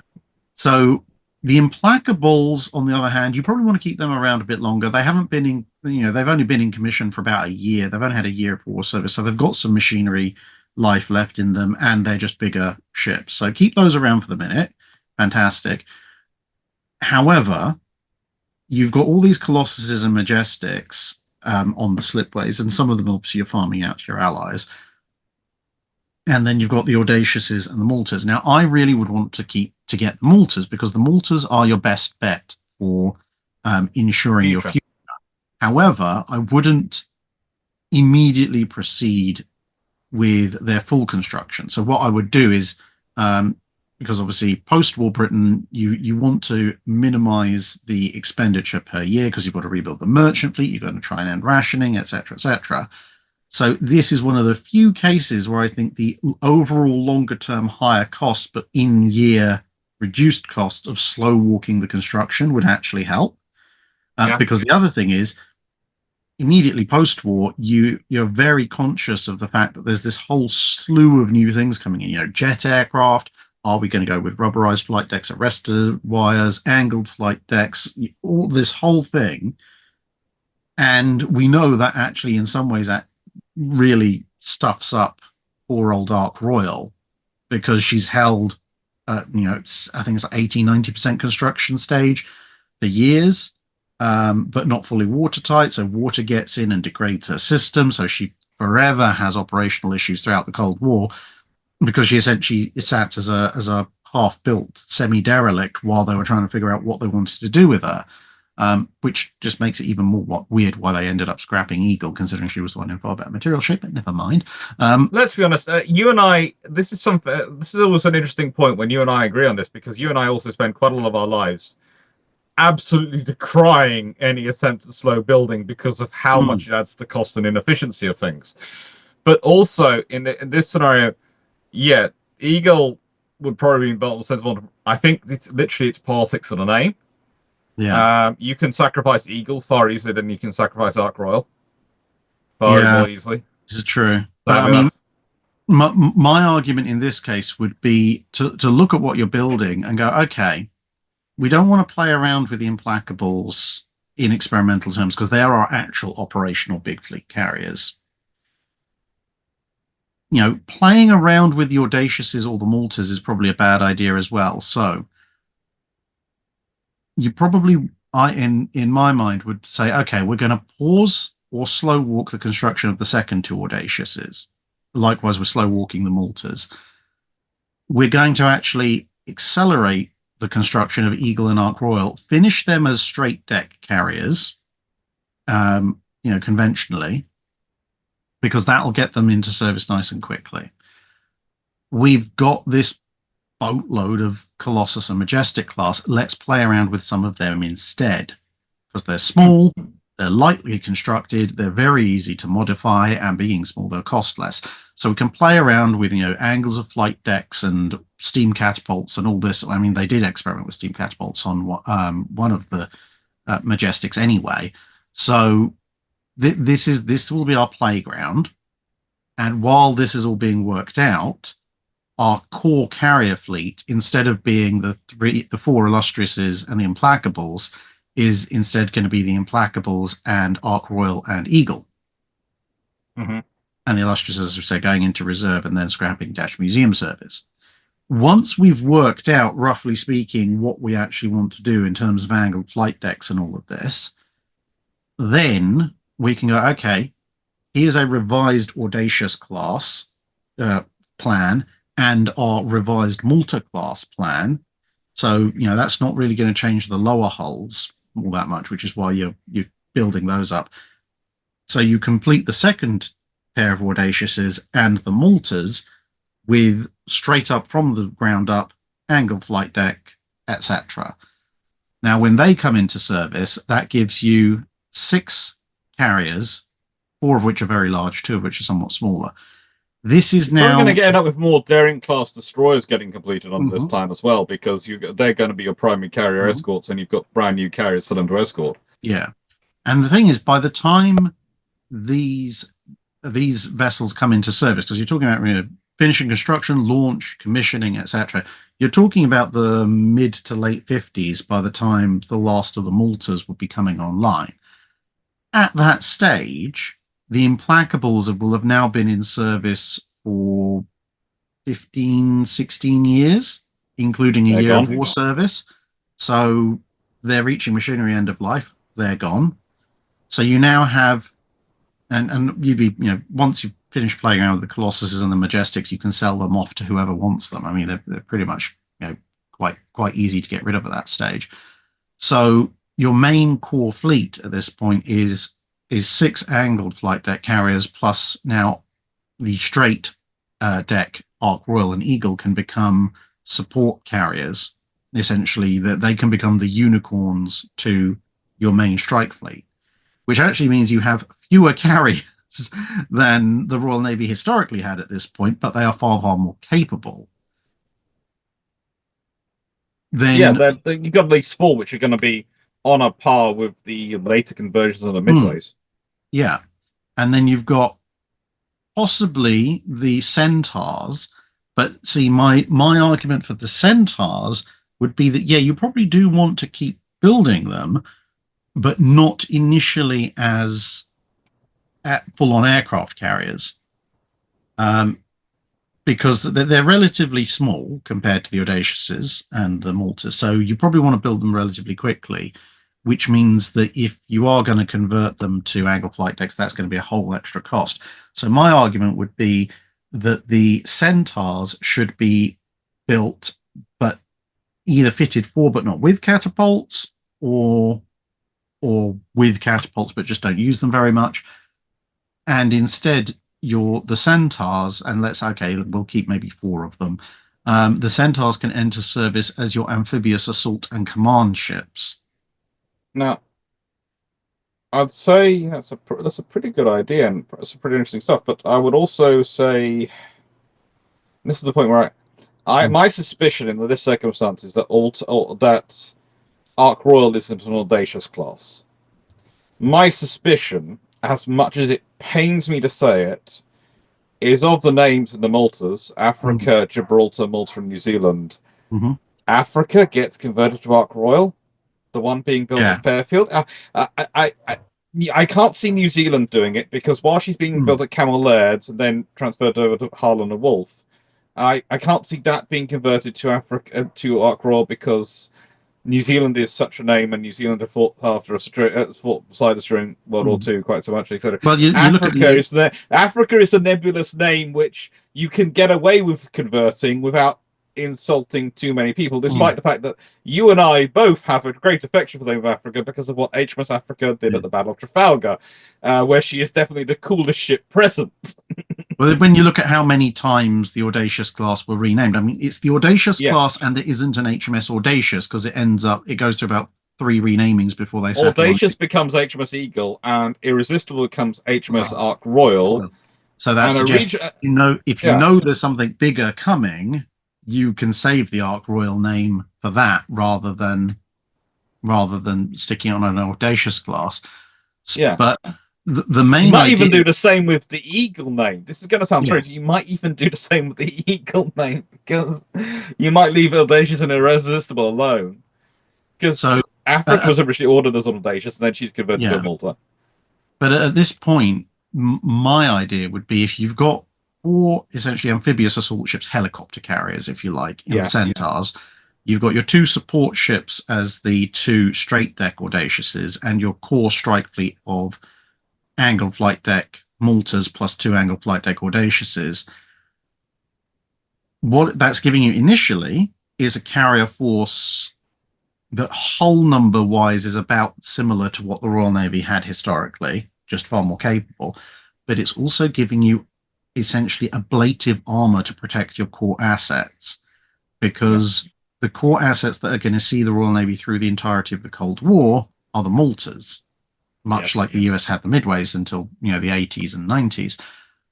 So you want to protect them at all costs. But the way this plan is set up is you're generating a bit of income from selling off the Colossuses and Majestics, but you've got a lot to pare away without losing overall capability in your core regiments, because inevitably the Treasury is going to come for you. And when they do, you can go, okay, well, we will first... We don't want to lose anything. Your first argument is we can't afford to lose anything. We don't lose anything. We can't lose anything. Inevitably, when they decide you have to lose something, what you can do is, at first, you can go, okay, well, you know what? We will sacrifice the Centaurs. So the Centaurs will probably have a 15, 20-year life cycle as assault ships. I'd say they strangle the straight-decked Audaciouses first, because the Centaurs are going to be useful for the Royal Marines. No, the reason I would say that is because the Centaurs are the smaller of the straight-deck ships you've got. So my argument to the Treasury would be, okay, we get rid of 4 hulls. The 4 hulls means 4 sets of maintenance costs gone, and an entire training regime. Yeah, and collectively, those 4 carriers probably have more men on them than you have on 2 Audaciouses. So at that point, you sacrifice the Centaurs. You then move the 2 straight deck Audaciouses into that role, because their time on the front line is now effectively coming to an end. So now they are the amphibious assault and command ships for the Royal Marines. So you're retaining the Royal Marine capability with actually better assets, just not quite as many of them. But from a Treasury perspective, it's actually saving them more money in terms of maintenance and crew bills to scrap the 4 Centaurs than it is to scrap the 2 Audaciouses. That means you can then, if you want to keep the support carrier element going, you can then move the 2 angled flight deck Audaciouses into that role where the straight decks were, or you can sacrifice the support element, the unicorn style fleet support element completely. But you've maintained. Well, that's the interesting thing. But Unicorn lasts for quite a long time post World War II yes, because she's so useful. Because she's so useful. So I suspect you probably end up moving the 2 angled Audaciouses into that role. So your core strike fleet of carriers is now just the 4 Maltas, which actually makes things a heck of a lot easier in terms of operational requirements, because it's a case of, well, we're sending out a carrier battle group. I guess we're sending out a Malta rather than the hand-wringing of, is the threat big enough to send a Malta, or do we send one of our angled deck Audaciouses? And then when the Treasury inevitably comes for you again, half a decade to a decade later, then you kind of do another shift down. So you go, okay, well, our straight deck carriers are now we can our straight deck Audaciouses, we can sacrifice them on the altar of the Treasury, and at that point we move the angled flight deck Audaciouses over to the helicopter carrier assault ship role. So what you're actually doing is, as each of these Treasury cuts come in, your amphibious warfare capability is actually increasing admittedly at the expense of your core strike capability. But considering how much of that capability is represented by the Maltas, the actual diminution of that is relatively small, and you're still protecting the Maltas. So you can survive 2 rounds of big Treasury cuts and still have your Malta core. And admittedly, you're down only now to 6 flight decks. But probably got you to the 80s. Yeah. And then come time to, maybe because at that point, when you get to the late 70s, early 80s, at this point, kind of like with what we saw with the Midways, these ships will now probably be reaching the end of their actual useful lifespans. They'll be hull worn, machinery worn. Modern aircraft will be getting too large to operate, which in turn means that you're going to be looking at replacing them probably in the early to, you're going to start construction on their replacements in the early to mid 80s, for the ships to come into service at the end of the 80s, beginning of the 90s, which is probably the best place for that to happen, because we're assuming at this stage that you're not going to have the historical late 70s, early 80s cuts where they're trying to turn the Royal Navy into NATO's ASW flotilla. Well, the thing is, at this point, you're going to have had a significant enough force in the Atlantic that it's almost going to be a case of there might even be an argument for it being Commander Strike Fleet Atlantic, being the NATO command, being a joint command or alternating command, where there's sometimes a British commander, sometimes an American commander. And I'm sorry if anyone's upset. There's a cat outside who just said hello to the poodle, and he's upsetting them. And because there are builders, the poodle can't be anywhere else other than my office, because it's the only safe place to stop him getting out, because they keep leaving the gates open. So, poodle's here. Apologize for the woofing, but he's seen a cat through the window, and he's got to tell the cat off for looking at him and looking in his garden. Yeah. You'd probably have a scenario developing under this case where the British are going to be a major part of the Atlantic. If you consider they're going to start off, they're going to be providing 6 carriers in the Atlantic for those operations, maintain a carrier east of Suez. And the thing is, in this scenario, the government's going to get used to having a carrier to deploy, to being their signaling system they can send. It's going to be part of diplomatic tools, and it's kind of like it is with the Americans. When it becomes something which the prime ministers recognize as being their power play by sending a carrier group and having a powerful carrier group to send, that makes it more of less of a target for the Treasury in some regards, because it's associated with the power of the President of the United States sending a carrier group. Under this scenario, it becomes associated with the power of the Prime Minister that they can send a carrier group. So when you've got the Treasury going, we'd like to cut funding, we'd like to try to cut your carrier group. Excuse me. Although that might mean the Royal Marines are at greater risk. Although the other thing is, in terms of selling it to the rest of NATO, I think the Americans would be on board with it for a couple of reasons. Firstly, as we know, especially in the early era of NATO, from the late 40s through the Suez Canal crisis and so forth, The Americans were heavily Anglophobic in terms of the British Empire. They don't want the British re-establishing their imperial domain because they want to be the unchallenged hegemon. So the Royal Navy essentially going, look, we'll take over heavy carrier strike responsibilities for the Atlantic. Well, that works for the Americans because that means the Americans can exercise domain over the Pacific, which they feel has they've earned in the Pacific campaign of World War II, and they can be all over the place, the Mediterranean, the Indian Ocean, etc., spreading democracy and freedom and bald eagles and so forth. They can happily be off doing that with more ships because they don't have to devote as many to the Atlantic. And also from the American perspective, they'll be going, okay, well, if the balloon does go up and we end up in a shooting war with Russia, well, it's the Royal Navy's big carriers that will be on the front line to take the brunt of the initial Russian strikes. And then we can ride in and save the day. We're against a diminished Russian strike force and so on and so forth. So the Americans will be all for it. I mean, the British, nothing winds up the Soviet Union or the Russians more than the British, because for some reason we're always considered the traditional evil behind everything. I did like that. Recently, they're like, Britain is our traditional main enemy. It's like, wow, we really made an impression in the Crimean War. Actually, no, it gets more interesting because they start off in one speech. They're going how weak and decrepit the British are, and how we're so past it, so terrible. And then the very next news briefing, we are the traditional enemy who is manipulating everyone against them. And you're going, you can't be both. You can't be weak and decrepit and the traditional enemy who's manipulating everything against you. You cannot be both. Mind you, this is the same Russian propaganda ministry when they listed targets for nuking. They were just like including the Chatham dockyard. I'm sorry. Where did you get that information from? Did you perchance raid the Dutch historical archives where they're discussing the raid on the Medway and going, yes, clearly Chatham is the base of the Royal Navy. Look, meanwhile, the poor old Chatham with Cavalier is going, what did we do?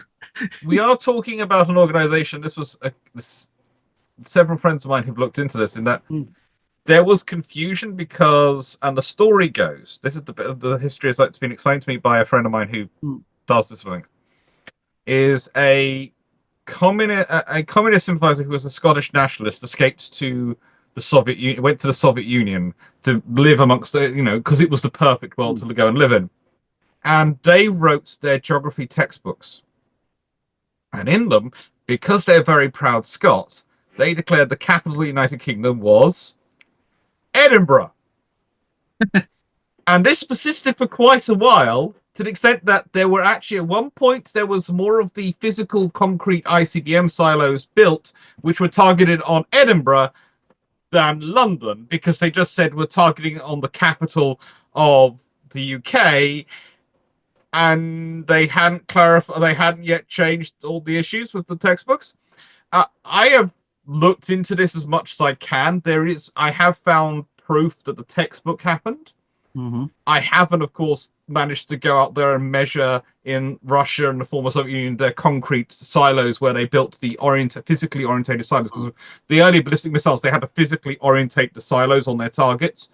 I haven't gone and checked those. So I can't verify this story 100%, but it wouldn't surprise me, because the thing was, the Soviet Union throughout its history was an organization of great inertia and great purpose, and able to produce some really interesting, cool things, but often also one of the little details going unasked and unanswered, because if you asked the question and you got it wrong, or you made your boss embarrassed, you could end up in significant trouble or a trip to a very cold place. Dictatorships are fun. Yes. They really are. But looping back to our carrier discussion. Yes. This is the other thing, by the way, which is probably causes the trouble for us when we're on planes having these discussions, because they do range widely. Yeah.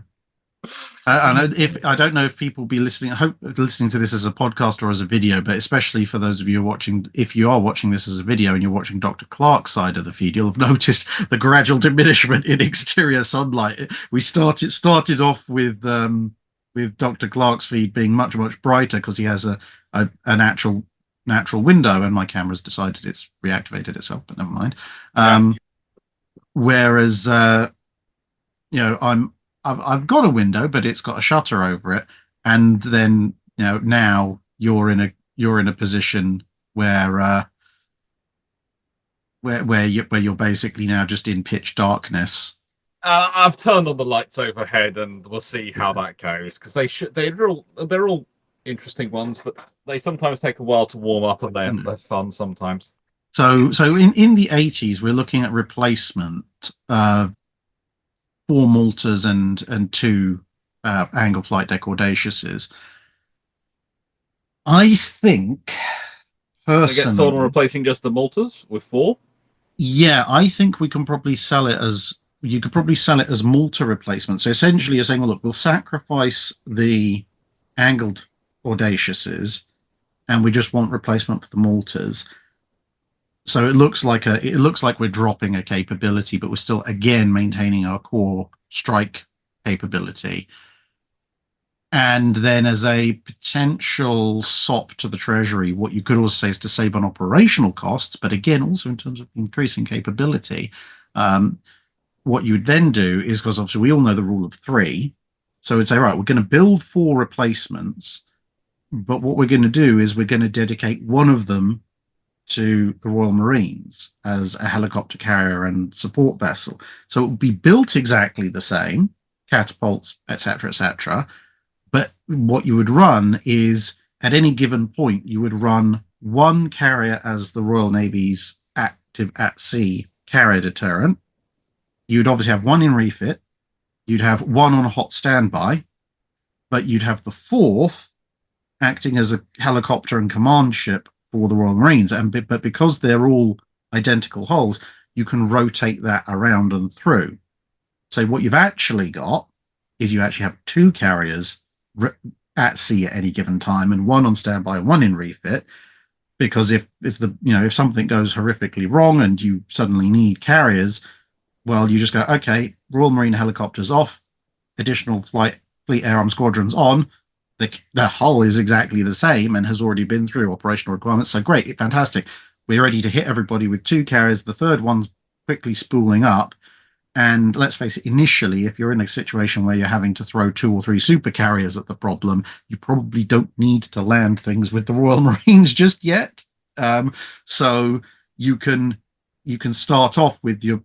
I don't know why the camera keeps turning itself on anyway. Anyway, you can start off with it's for your hand gestures, my friend. You've got the hand gesture mode enabled. This is what you've done. I have disabled mine because I thought I'd turn that off. You've even disabled tracking. Have you decided gone into the options menu and disabled the hand gestures, which is on the remote controller? If you go to the remote control settings, there should be hand gestures underneath that. No, I'll have to check that out.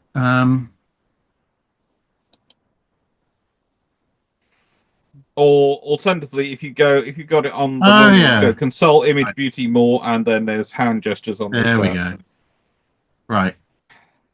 So anyway, as I was saying, it essentially means that you can field almost immediately 2, very quickly thereafter 3 full fleet carriers, and then as the immediate need for them dies off, because either you win the war or you lose it, but if you then at that point need to land Royal Marines, you can either the 4th one will be out of refit, so you can use that, or you can devote one of the other 3 to Royal Marine helicopter support. And if it's not a threat that's so urgent that you need 3 full fleet carriers or even 2, then you can just keep the Royal Marine one going. So I mean, it's very unlikely, but say the Argentinians do something about the Falklands in the 80s. With the Royal Navy this strong, they probably won't. But even if they did, with the best will in the world, you don't need 2 or 3 super carriers to deal with the Argentinians. If you've got Hawkeyes on your carrier, you probably can just about deal with it with 1. But I think actually, I would say they'd go for a different thing. Okay. I think they'd honestly try and sell it as we'll get 4 nuclear-powered carriers. Oh yeah, that will go the operation. By the 80s, you want nuclear. I think honestly, the interesting thing is going to be the Fearless class, and how many of those that were built. And the question might have gone through right then. Well, when we're building those, and if we're getting rid of the Audaciouses, another thing is we're going to build those. We're going to build them with helicopter capacity, so that the Royal Marines still have a helicopter capability, and it's spread around these things. They might even use it as a way to get third one of the LPDs, because the army, etc. Because if you consider, if you've got this carrier strike capability and you're deploying them, and you've got this carrier capability organically to the British, you can be far more secure of your resupply of Norway. You can be far more secure of what you're going to get in there. And so that becomes a far more important force and a far more capable force. So I think maybe getting 3 LPDs, maybe the Royal Marines focus on that. And what you get is this fourth carrier is maybe rolled to support that operation and might carry a helicopter heavy air group, but would still maybe probably carry the air defense fighters and the Hawkeyes. So it could do the air defense of the amphibious task group is moving out, but it's offloaded strike aircraft for you move the strike aircraft off of it, and it would basically just be fighter and early warning, so a defensive carrier with a heavy helicopter element. So essentially it's a landing support and defense carrier, and any strike element is reserved for the other 3. Yeah, because that also does. Because also we're talking about the 80s, so we're still talking about an era where, yes, the fighters can do strike, but there is still a dedicated strike element to carrier air wings. I mean, at that point, even the US is, the F-14, the FA-18 can drop bombs, but the A-6 exists, and I think the Buccaneer in the Royal Navy's case. I think that we have to get into one specific area of discussion on this in terms of air groups. We do have to talk about what the aircraft are probably would be on these ships, but I think also we're going to have to start off with the discussions that I always get questions thrown at me, and Fleet of Oceans gets questions thrown at him, and you, thanks to the way your channel blocks off, can ignore, but I'm going to bring them up here, is navalized tornado, my friend. How practical? And this is a question I get asked. Would it have been better than the F-14 Tomcat? Your face says it all. I mean, navalized tornado. But for starters, you have to rebuild the entire frigating airframe because it's absolutely on the one hand, part of me is going, the F-111 was originally supposed to be a carrier-based aircraft. So if they could make that, I mean, they did make an F-111B that could do that. It turned out to be a terrible idea, and they went with the F-14. But it's physically possible to do. So navalized tornado, yes, in theory you could do it. It's not out of the realms of physical possibility, but also, why would you ever? I mean, okay, yeah, I can get the swing wing would make it easier to take off than perhaps other conventional aircraft of its size and capability, and it does have that rather nice air brake and parachute system. It is designed for short landings anyway, but not designed for rough strip landings. Not designed for the landing on an aircraft carrier. Yeah, that's going to require a major rebuild of the airframe. Yeah, and I mean, the control crash that is a caterpillar landing. The fundamental problem, I think, is that in terms of cross-service fighters, especially in the jet era, or cross-service aircraft generally, the way it's always worked has been a naval strike aircraft or a naval fighter has crossed over into land-based roles. So actually, in both America and the UK, the F-4 Phantom naval fighter ends up in land-based Air Force service, works well. In the UK's case, the Buccaneer historically turned into a brilliant land-based strike aircraft. Yeah. Okay. And now the camera's gone completely. Now the camera's decided it's shutting itself off, so whatever. Hang on, let me bring it. What have you done to your Osbot? They're lovely. I mean, what have you done to it? I turned off gestures that time, so who knows? But anyway, right. Well, as I was saying before, I was so rudely interrupted by my own camera. Yeah, Buccaneer does fairly well as an RAF strike aircraft, but the number of a land-based aircraft that have then successfully transitioned onto carriers is very, very slim. That virtually never works because you have to beef up a plane that's designed for a specific level of performance. And with the best will in the world, apart from really, really high speed strike, I can't think of anything that a Tornado could do that a Buccaneer couldn't in strike terms. And you look at just how much pain there was getting the air defense version of the Tornado converted out of the bomber version of the Tornado, let alone saying we now need an air defense navalized version of the Tornado. That would drive a few aeronautical engineers to an early grave. It would drive a section of the Ministry of Defense to an early grave, let alone the aeronautical engineers. Yeah, I can't see it happening, I'm afraid. No. I mean, to be honest, in that time period, you'd probably, if you want to convert a land-based aircraft to sea-based use, you'd probably actually just be better off going to Sweden and say, "Can we have some Viggen?" Yeah, I mean, Viggen's a little bit long in the tooth by the 80s, but if there was ever a land-based fighter that could transition almost smoothly onto flight decks, the Viggen would prop for that period. Or the Gripen probably could today. But they're not going to have the Gripen in the 80s. No. But I'd say the interesting thing to me comes, because I'm fairly sure the Buccaneer and Phantoms come in, as I said. I think it'll be a Hawkeye, would be the air defense aircraft after the Phantoms, to be fair, because the Phantoms were brought in largely because of the collapse of the British air defense industry, thanks to the Labour White Paper in '67. If we've got a fairly large fleet air arm going through the 60s and into the 70s, we'll probably still have a native fighter of some description instead of the Phantom.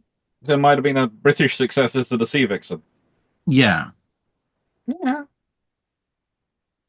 But even if we had Phantoms, but would that continue? Actually, that'd be another interesting thing, because if you're talking about sticking Phantoms on Malta Class and then potentially, at least initially, on this successor supercarrier, you're not going to need the hilarious pogo stick landing gear.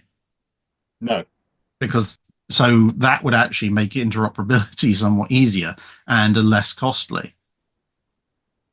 Yeah. It would do. And I think you'd see... You see, I'm tempted to say, actually, the successor for the British, I'd be tempted to think that in the 90s, we'd probably get involved in the Super Hornet program, like the Joint Strike Fighter, and it would be an Anglo-American program for the Super Hornet, with maybe another production facility in the UK for building them. Although, does that admit to Congress that the Super Hornet is actually not the same aircraft as the Hornet? Yeah, I mean, I suppose it depends at that point. It's like, are we going to be buying American or not?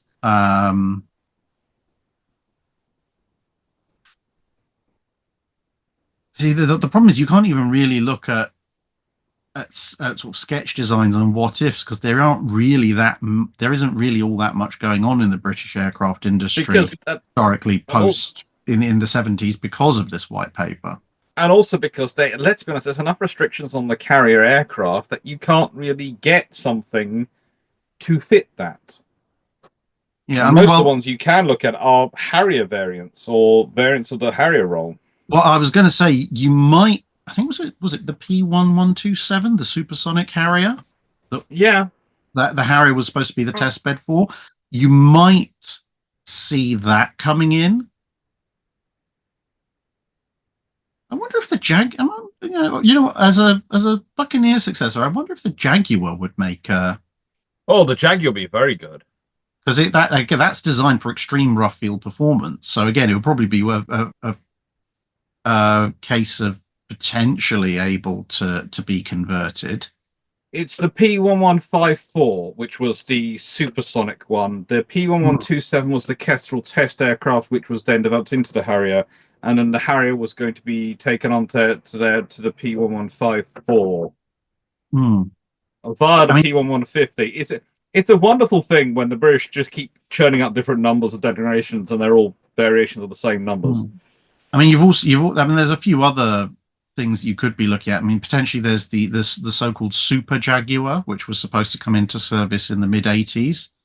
The That'd be interesting because that could have been an Anglo-French carrier aircraft in that scenario, wouldn't it? Yeah, P-96, P-97, because at that point the French are still operating the Super Étendard, which the best one in the world is a little bit longer too. I keep being told by people that the pronunciation I have learned for Foch's name for years from Royal Navy officers and from various people at the British side was Foch, but apparently it's Foch. And I've been saying it for years, and no one in the UK has ever corrected me. But to do a video on it and they go, that's the wrong one, I'm going, I wonder what those people thought of him.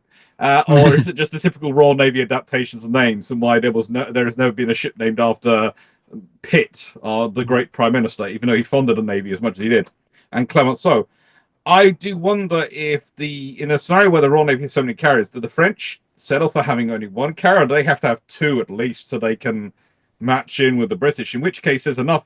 You're talking about a pool of 6 carriers to buying aircraft for, so that makes it far more intriguing vis-a-vis the work asset. But there again, will the British want to spend as much money in the French construction design when they're going to be operating 2/3 of the aircraft? Well, the thing is, a Super Jaguar might actually be a case of actually being a successful multi-role strike aircraft, because if it's spec'd from the beginning that yes, we need this to be carrier capable, it could deploy on the French carriers, it could deploy on the British carriers, but since it would also by default be rough field capable, it would also mean it could be a successor to the Jaguar itself in Royal Navy and French Air Force service. Which, I mean, kind of like today where you've got the F-35s, the F-35Bs, theoretically the RAF and Fleet Air ones are all cross-deck capable. They can operate on land or at sea. You might end up with a similar idea of that in the 80s with the Super Jaguar, not necessarily saying that we're going to have the FAA squadrons we're only going to have a few of them, but if you can sell it as well, the aircraft can operate off of a carrier if they need to, even if they're RAF aircraft, kind of like how the GR3s operated off of Invincible and Hermes in the Falklands War. The plans for the F-35s. And also the French plans for the Jaguar M, which was actually a naval strike variant developed for the French Navy of the Jaguar. Yeah, so that I think could definitely cover us for strike aircraft. Fighters is going to be more interesting. I personally think that you might possibly end up with Phantoms. You might end up with some kind of Super Civics or whatever. But I think for the 80s version, because this whole thing implies a much stronger British defence industry, I think you might actually see a proper Supersonic Harrier version coming in as the successor to Phantom, because it's going to allow you to keep British defence industry going. It's a supersonic fighter, so it is actually a proper fleet defence fighter. The fact that it's VTOL, again, possibly might lend itself to cross-build capabilities with the RAF, but I wouldn't hold my breath on that too much. But it would also mean that being VTOL, you might also be able to then, if, like you said, if the Fearless class are actually more like LPHs than LPDs, you could probably make a case for them being able to at least operate off, if not dedicated, be based on the landing ships. I would add that's another advantage under a Cold War scenario, because VTOL aircraft and these short takeoff landing aircraft also, they can do a rolling takeoff. Instead of waiting for the catapult to reset, they can just roll. Yes. So for an air defense scenario, you can launch your fighters a lot quicker, which is the main advantage of that sort of takeoff. Yeah, system. So you can be launching your strike aircraft off your main catapults, and you can be having your fighters taking off from wherever, even from the angled flight deck. Yeah, they can, or you can have them rolling off from anywhere going, we need fighters in the air. Okay, just roll them. And they go. You don't have to wait for the catapult to reset. You don't have to wait to do those things. And it also actually means, interestingly enough, because bearing in mind we're talking about the 80s, the height of that last tension of the Cold War, the Reagan 600 ship navy, and everyone's worried about what the backfire regiments are going to do to reforger convoys. In that case, you've also got another interesting thing, because if you have a supersonic VTOL fighter, you can even talk about the return of the merchant aircraft carrier, or maybe not the merchant aircraft carrier, but maybe like a halfway hybrid between the cam ships and the merchant aircraft carriers, where someone's going to come with the idea of a container ship where they put a runway across and they have a containerized hangar system they build on top of the container ship. You just know someone's going to do that. Someone will come up with that, but I think probably the more realistic way of doing it will just be, yes, a container ship, but just with a square landing pad on it, and some basic fueling facilities and so forth, and armament facilities, maybe some tarp to keep it dry. Potentially go for a tanker, because honestly, a tanker is almost easier to do that, because you could build the structure over the top of all the tanker stuff and you don't get in the way. Any large merchant ship, really, but the idea, the overall idea being that you can have this distributed capability whereby, you've got the carriers able to do their escort bit, but in extremis, the large merchant ships can launch their own fighters for defense, which, because they would be identical in functionality to the ones on the fleet carriers, it would mean that if something happens to them, they get damaged or whatever, they can RTB back to the carriers, no problem, service, return, etc. Plus, it also means that if you are facing a major attack, so let's say a 3-regiment attack of backfires on a convoy, you can go, okay, right, every fighter we possibly have on this carrier is going off to attack the bombers. There is a possibility, of course, that there may be a small, a half regiment of bombers doing a sneaky pincer run, or obviously missiles coming in. You want more air defense for that and this kind of thing. But pretty much what happens in this book. Yeah, Tom Clancy's Red Storm Rising. But so at that point, that's where your little merchant aircraft carrier or not catapult armed merchantmen come into play, because those individual aircraft, coordinating them with the main carrier strike group will probably be too difficult. But if you've got an air defense destroyer sitting in the convoy, you can go, okay, well, we now have a dozen extra fighters on hot standby on the carriers, and whatever gets through the carrier's air wing, if anything does, then any incoming missiles or any sneaky leaking bombers and so forth, that's when you can hot launch your supersonic VTOL aircraft off of your merchant ships, and they can head off and try and deal with that problem. And it also means that if you do, because you now can afford to commit everything to one big counterstrike, it means that as your big counterstrike is coming back to your fleet carriers, you have a modicum of combat air patrol in case there's any follow-up. Yeah. It's an advantage. Yeah, and it then means you don't have to worry about persuading the government to pay for extra carriers. But it also means you can increase... Actually, means you can sell it to the government as something they can do, which can make up for the fact they don't want to build more carriers. Suddenly, you're looking really friendly to that government. Okay, we've given you all this political coverage. Yeah. Well, let's be honest, it's probably at this point, probably a Margaret Thatcher government. So, yeah, they'll take it. Yeah, and then at that point, you'd be looking at,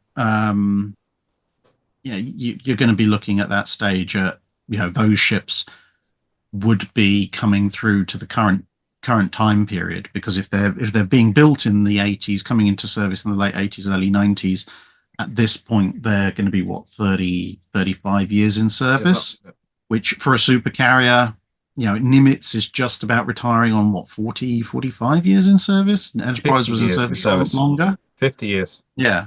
Nimitz was I did this for a video the other day, and it shocked me. I'm going to check. I'm going to exactly check it, but Nimitz herself was launched in 1975, and she's going to survive well into 2025 before she's decommissioned. So that's 50 years. 50 years.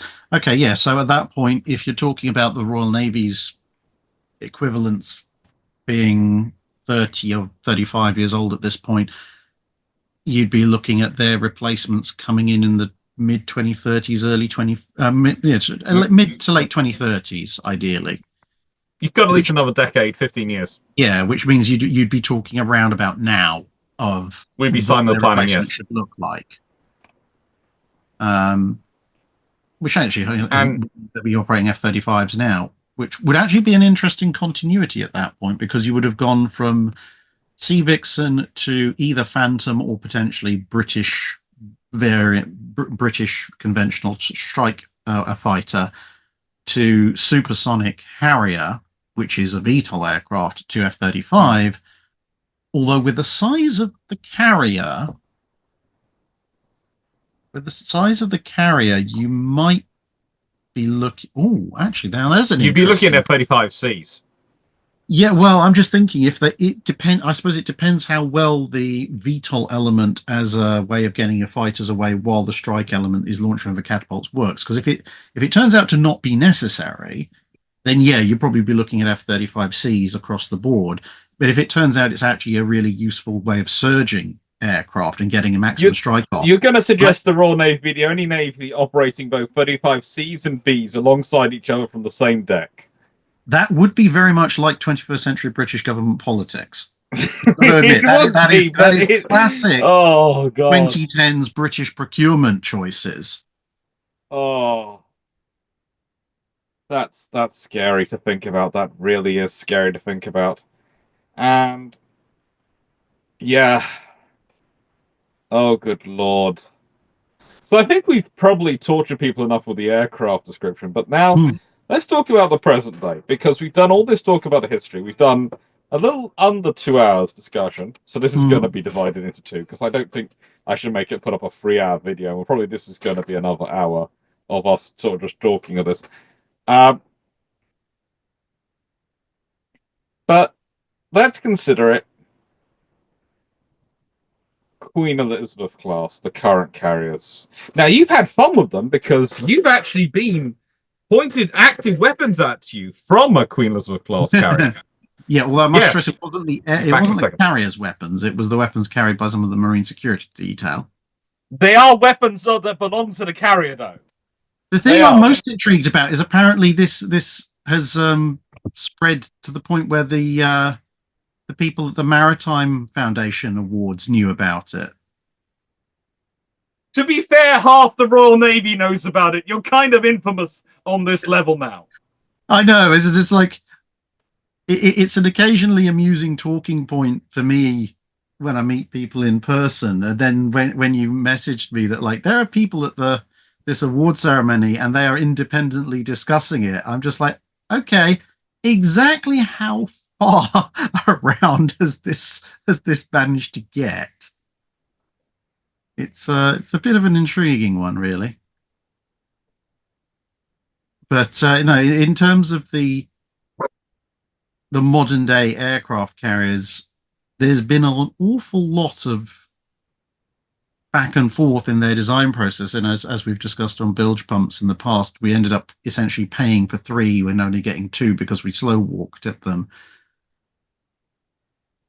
And yeah, with the best will in the world, we probably should have had. In fact, I'm pretty certain we definitely should have had the catapult armed version right from the start with the C variant aboard. But yeah, we can wish for a lot of things. I mean, I still like the vertical takeoff element of the B, but we definitely should have had the capability of the C. But that then also brings into question the precise dimensions of aircraft carriers as a whole, because one of the things which actually I've been discussing at the time of recording, discussing in the dry dock that I was recording on the same day as this, is that in terms of naval construction, you have various sweet spots. And you can go a little bit above that and get you more capability, but you can't really go below those sweet spots without having essentially like 90% of the cost and 50% of the capability. An aircraft carrier, 10,000 tons with escorts is one of them. yeah, I'm aircraft going to just carriers are quickly definitely apologize for that. The builder who has literally been here all day, and this was supposed to be the final day when they're packing up, has just left and are coming back tomorrow. So I do apologize to everyone for disappearing in, but I had to go see him off. So the Yes. yeah, I mean, aircraft carriers, I think, are one of the very particular examples of this, because Yes. particularly when you're looking at the beam, which dictates, of course, the width of the hangar, that let's say you have an ultra wide hangar, you can get 4 aircraft abreast. Great, fantastic. You make it slightly bigger, you got a little bit more room to play in there, and also fantastic. Makes maintenance a little bit easier. You make it even 2 feet narrower, you now cannot get 4 aircraft abreast. No. At which point you're looking at 15 to 20 feet of further reduction, and you're manifestly not actually affecting your air group at all until you get down to the total width of 3 aircraft abreast. And then similarly, you go even a foot below that, and you might as well take it all the way down to 2, because you're just cutting your air group in massive increments. So my only question would be that if we were going to build conventional takeoff landing Queen Elizabeths, and we're therefore going to go for the F-35C, would we need to make them slightly bigger to fit? I think we need to get make 3 them also. F-35Cs across. It's the same with length, because if you're getting, you might want 3 across, but also the length gives you how many rows you can stack. And honestly, that's the actual question I often sort of put to people is go, right, so if you've got, let's say, 2 lifts mounted roughly thirds, you've got the capability of a squadron. That's roughly what you're aiming for. So if you want to put a squadron in there, you need to have the width, but you also need to have the length for it. And the interesting thing with the Queen Elizabeths is, as it is, they basically have a squadron, and they have half a squadron, you could argue, forward. And just a little bit longer gives you the full. And it's the same with the width. You can. These are the realities when we're talking about aircraft carriers. The things that limit them are their hangar space. That's what limits them. That's the size of the hangar. That's the only thing that limits them. So it's like when people start discussing with me about battleships and they go, carriers are going to go the same way as battleships. I go, why? They go, because their time's going to be up. I go, do you think we still need air power? Yes. Well, then a carrier exists to support, is not unlike a battleship, which was a direct combatant, which depends on its weapons and its systems for its survivability. A carrier exists to support aviation, exists to support organic aviation from the sea. You need it to give you that strike capability, and that's dependent on the strike aircraft you put on it. So realistically, you are only going to lose the carrier when you no longer need that support from the sea, and then you might end up with a space carrier or something like that. But it's a case of as long as you need to maintain aircraft, as long as you need to rearm aircraft. I know we can refuel them in the air, but even that's not infinite, especially not for a single-seat aircraft, because believe it or not, pilots need to get out and stretch their legs or go to the loo or just get some sleep. Even in the most modern aircraft, as wonderful as they are, you still need that. So what you have as a scenario is the carrier is the mobile airfield to support these operations. As much as I hate the mobile airfield designation for things.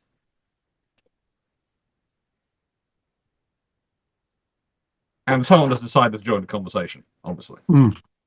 Hello. So, the F-35C, I'm just thinking, the F-35C definitely has a broader wingspan than the B. Yeah.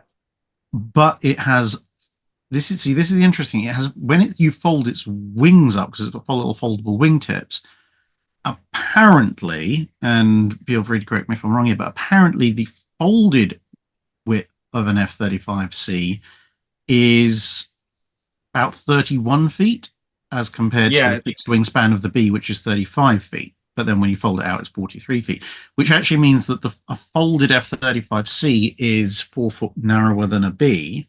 Yes, takes up less space. Which, yeah, in that case, that makes it even more silly that we don't have fixed wing complement, because you could actually get more F-35Cs in.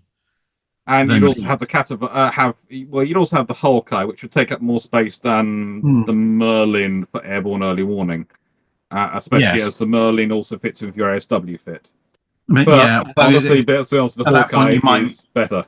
Yeah, at that point, you might be looking at making the hangar at least a little bit wider, because this is obviously the thing with the QEs. The hangar, if you look at the from a top-down view, the hangar, although it's fairly hefty, it still takes up a relatively small amount of space compared to the overall footprint of the flight deck. So I think at that point, the Hawkeye, either you'd need to make the hangar wider to fit Hawkeyes or some equivalent thereof, or you'd be sticking the Hawkeyes on the flight deck and just keeping the helicopters. And you don't want to do that. You do not want to do that for maintenance aircraft. Honestly, basically, if the one of the interesting things that I found fun about the whole Queen Elizabeth design program is they decide what dockyard they're going to use, and they fit the design to fit dock they're going to build it in, which is in Govan, rather than going. What we in Rosyth, isn't it? It's Rosyth. Yeah. Sorry, I said Govan, which was a mistake. Oh, wrong one. Brain mixed up sides of Scotland right now. In Rosyth, and instead of going, well, actually, we want to build it there, but we should probably make the dry dock a bit wider or a bit longer to fit what we'd like for this carrier. They instead design almost around the dry dock, the dock. It will fit in it. We're not going to do anything to the dock. And this is what led to the fun thing with the gates of the dock to get out into the water, which is actually what decided the width of the carrier. And then you've got the whole issue of the mast, which folds down to get under the Forth Bridge and all these things. And that's a lot of design work, a lot of cost has been spent on a political decision. It just... Because there are bigger yards in the UK. There are bigger facilities. It's kind of a repeat of the Charles de Gaulle with the French, where they wouldn't build it in the Saint-Nazaire yard because of who owned the Saint-Nazaire yard at the time and the political problems they are having with the government. Now the government owns the Saint-Nazaire yard. Guess where the next French carrier is going to be built? Saint-Nazaire, which allows for a far bigger carrier. And yeah, this is where you have the fact that modern carriers and modern procurements, they get influenced by politics in really weird ways. And it's an ongoing constant with them, that you have to deal with this constant political discussion of the politicians wanting things out of them which might not necessarily be to the benefit of the ship design. Yeah, well, I mean, to be honest, like when was the last time any, fantastically decent design came out of restricting things by dockyard? I mean, the Admiral Class has its compromises, and that was largely because it was built to dockyard size rather than what it could have been. And even the G3s, as good as they are as a hypothetical design, they compare that to okay, maybe not the H's because those are even more cut down, but like the I's and the K's and the L's, they're substantially more powerful vessels. The G3s are the result of the Royal Navy doing everything it possibly can to cram it into the existing facilities. Yeah, and this is one of the problems for aircraft carrier operations and all these things in terms of ships, is it does come back to infrastructure. And I know I bang on about this so frigging often, but it's something which cannot be forgotten, and it needs to be remembered. Infrastructure dictates pretty much everything in terms of what you do. Again, if we had gone for much bigger carriers, there is the also option of, would we have 2 carrier bases in the UK? Where would be the other one other than Portsmouth?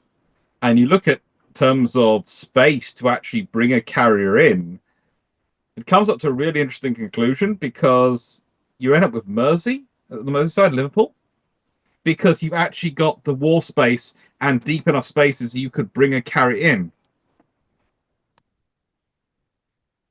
And that's actually quite a funny thing to think about. To think of the Royal Navy having 2 carrier bases, and there are some based down in Portsmouth because that's the home of the Royal Navy, and so we will dig out things like, well, in a nice way, the money that was found for the For dredging the channel. for dredging the channel and for recovering, oh, what's her name, Mary Rose, all comes from that sort of history and that sort of desire. And you would have, on top of that, you'd have the Mersey up in Liverpool, which would be a really nice place actually to have it. But it would be a case of how's that going to change the political view of the Navy? Because again, if you have these multiple carriers and you need these different carrier bases, that's going to have an impact on the view on the Navy in terms of the political landscape again. We've talked about it the whole way through. We've talked about things of, well, the utility, etc. These carriers, they can keep this and they can sacrifice it. But the thing is, if the Royal Navy's got that many carriers in service, regularly service, and regularly going around viable, that if they've used it right, as the Navy and let's say the Age of Sail would, then that's a lot of political clout, because that's a lot of MPs' constituencies where the Navy is a significant employer. And let's put it this way: if let's say you're using Liverpool and Mersey as your other base, if suddenly the MPs for Liverpool, which there is a fair number of that area, the Mersey, the Wirral, those sort of areas, suddenly come to the government and go, so you're talking about getting rid of cutting the carrier numbers to the extent that he'd lose our base? Yeah, that's going to be a problem for you. I think there's potentially also another element of political shenanigans that could be played with these theoretically, the 1980s four carriers. Yeah. The names. Now, it's very tempting to have a continuation of Ark Royal and so forth.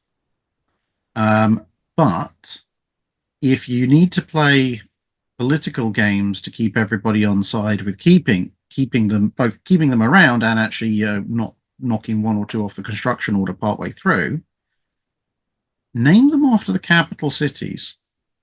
Oh yeah. So have London, especially if you've got 4. You have London, Cardiff, Edinburgh, Belfast. And remember, this is not beyond the Royal Navy's history, because that's the Town Class cruisers all over again. That's literally why they called them those names.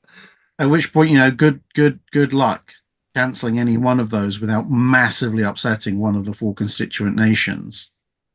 Yeah, and in the case of we like to pretend. Some people like to pretend that the modern Royal Navy doesn't do the same tricks. But if you look at the last of the Royal Navy ones, it goes Glasgow, Cardiff, Belfast. This is for the Type 26s.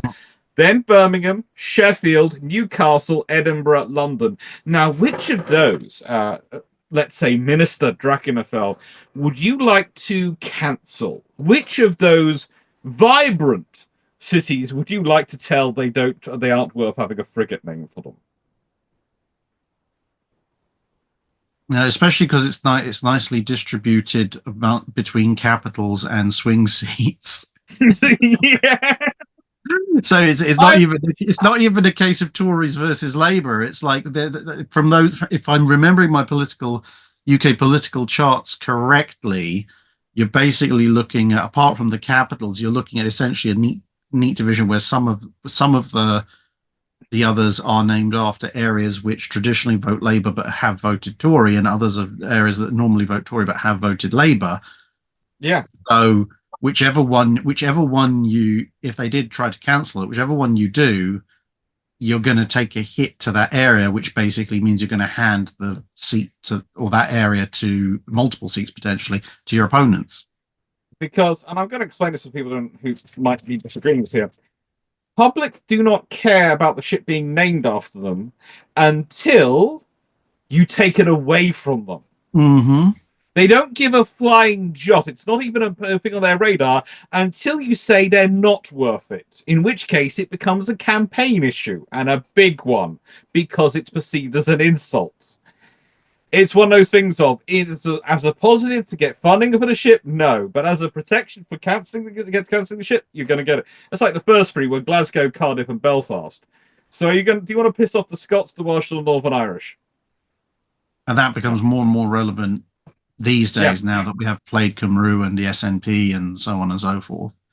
Yeah, it's becomes a constant issue, and the fact is that these ships, they're also being built in Glasgow. So having the first one be called HMS Glasgow, being built in Glasgow, cancelling that program became such a toxic thing that it was never going to be under threat. I did worry about the Type 31s myself, but we'll leave that to one side. And I have to say, this is where I think other navies haven't really learnt that lesson, although the Canadians have definitely gone that, because they've gone with the River class, which I accurately predicted was going to be their choice for the Type 26s in my Type 26 video. And they've gone with Fraser, St. Lawrence, and Mackenzie. Big, important rivers that go through big, important political areas. But bringing it back to the modern carriers and the current carriers in terms of the Queen Elizabeth class and their options. One of the things that keeps coming up with people and keep talking about them is their future in terms of operating unmanned combat aircraft, UAVs, in terms of the Project Ark Royal, which people suddenly found out about, and people thought, well, this means they're going to be converted. And you and I both went, I think, no, it means they're studying the potentiality of maybe, possibly doing the conversion. Please, let's remember, this is about 6 or 7 steps away from any kind of actual implementation, which can be disrupted at any point the whole way through by Treasury, changing admirals, changing focus, world events, all sorts of things. And I think that's the thing which I see is the most interesting, looking at the past and looking at the current and the future, is how they're going to structure an uncrewed and crewed air group, because there's going to be a significant period in my mind where they're going to be a combined air groups, and how you see those aircraft, how those aircraft are seen, whether the uncrewed aircraft are seen just as loyal wingmen or tankers or support aircraft, or whether they're seen as equivalent assets, or whether they're seen as maybe the strike assets versus the air defense of the fighters. It's an interesting thing to think through. Yeah, well, I think, to be honest, without getting too much into that particular conflict, I think we're going to see an awful lot of evolution in terms of what an unmanned aircraft can and can't do coming out of the war in Ukraine. Yeah. Not necessarily because, well, I mean, we know the Russians tried to operate that S-70 drone, which lasted all of 5 minutes before they had to shoot it down. But an awful lot of what's being done, especially in the last few months at the time of recording, for the smaller drones like recon drones and the kind of the disposable ones, essentially. Yeah. A lot of what's being done with that has some fairly major implications for the capabilities of larger drones, because the actual hardware obviously can fit in a smaller unit, but is proving effective and could be upscaled very easily. I mean, recently there's been some evidence of, before you had these Russian flying wing recon drones, and they could be taken out relatively easily by Ukrainian drones, which would just fly up and blow them up. But now you've got those same Russian drones with rear-mounted sensors. It's not clear whether they're LiDAR, radar, cameras, or whatever, but when they spot an incoming threat, they're now going through a series of pre-programmed evasive maneuvers, which are making them significantly harder to take out. Now, historically, one of the bigger problems with drones, especially when you're talking about the more expensive Reaper types and so forth, has been, they're not manned and they're somewhat cheaper than unmanned aircraft, but they're still expensive. And when people start shooting at them, they have very minimal evasive capability, because it's been like man with camera. If man with camera was watching, 5 people wandering around near a Toyota pickup truck, and somebody, 3 miles away took a pot shot at you with a shoulder-launched anti-aircraft missile, you're never going to see it till the camera feed dies, and you wonder what happened. Whereas now, these, necessity being the mother of invention, these kind of AI or software-driven detection algorithms, which are operating entirely autonomously to get drones to do last-minute evasive maneuvers, and presumably also, attack maneuvers as well in a high threat jamming environment. All of that, I think, is going to play into what the next generation of drones is going to be. So you might see, whereas before, if we'd had this conversation 2-3 years ago, and indeed on bilge pumps we did, you might be thinking of like loyal wingmen who are there essentially as weapons We've carriers. had so many conversations on bilge pumps. Yeah, if you think about, we would be talking about loyal wingmen as weapons carriers with occasionally possibly the ability to sacrifice themselves to save the manned aircraft. We might actually be skipping that generation of development, and the next big wave of unmanned drones, or whatever you want to call them, UCAVs, etc., that might be coming in 3 or 4 years, might have significantly more autonomous offensive and defensive capabilities than they otherwise would have done. I think this is the fun thing, though, when we start talking about drones, is quite a lot of people start talking about the small drones and say they're going to end the carriers and they're going to end them. But the trouble is, the really small drones do not have the range. Unless you're taking or driving your carrier through the Straits of Hormuz or through the Suez Canal, that's not something you really have to worry once you're operating 100 or so miles out to sea.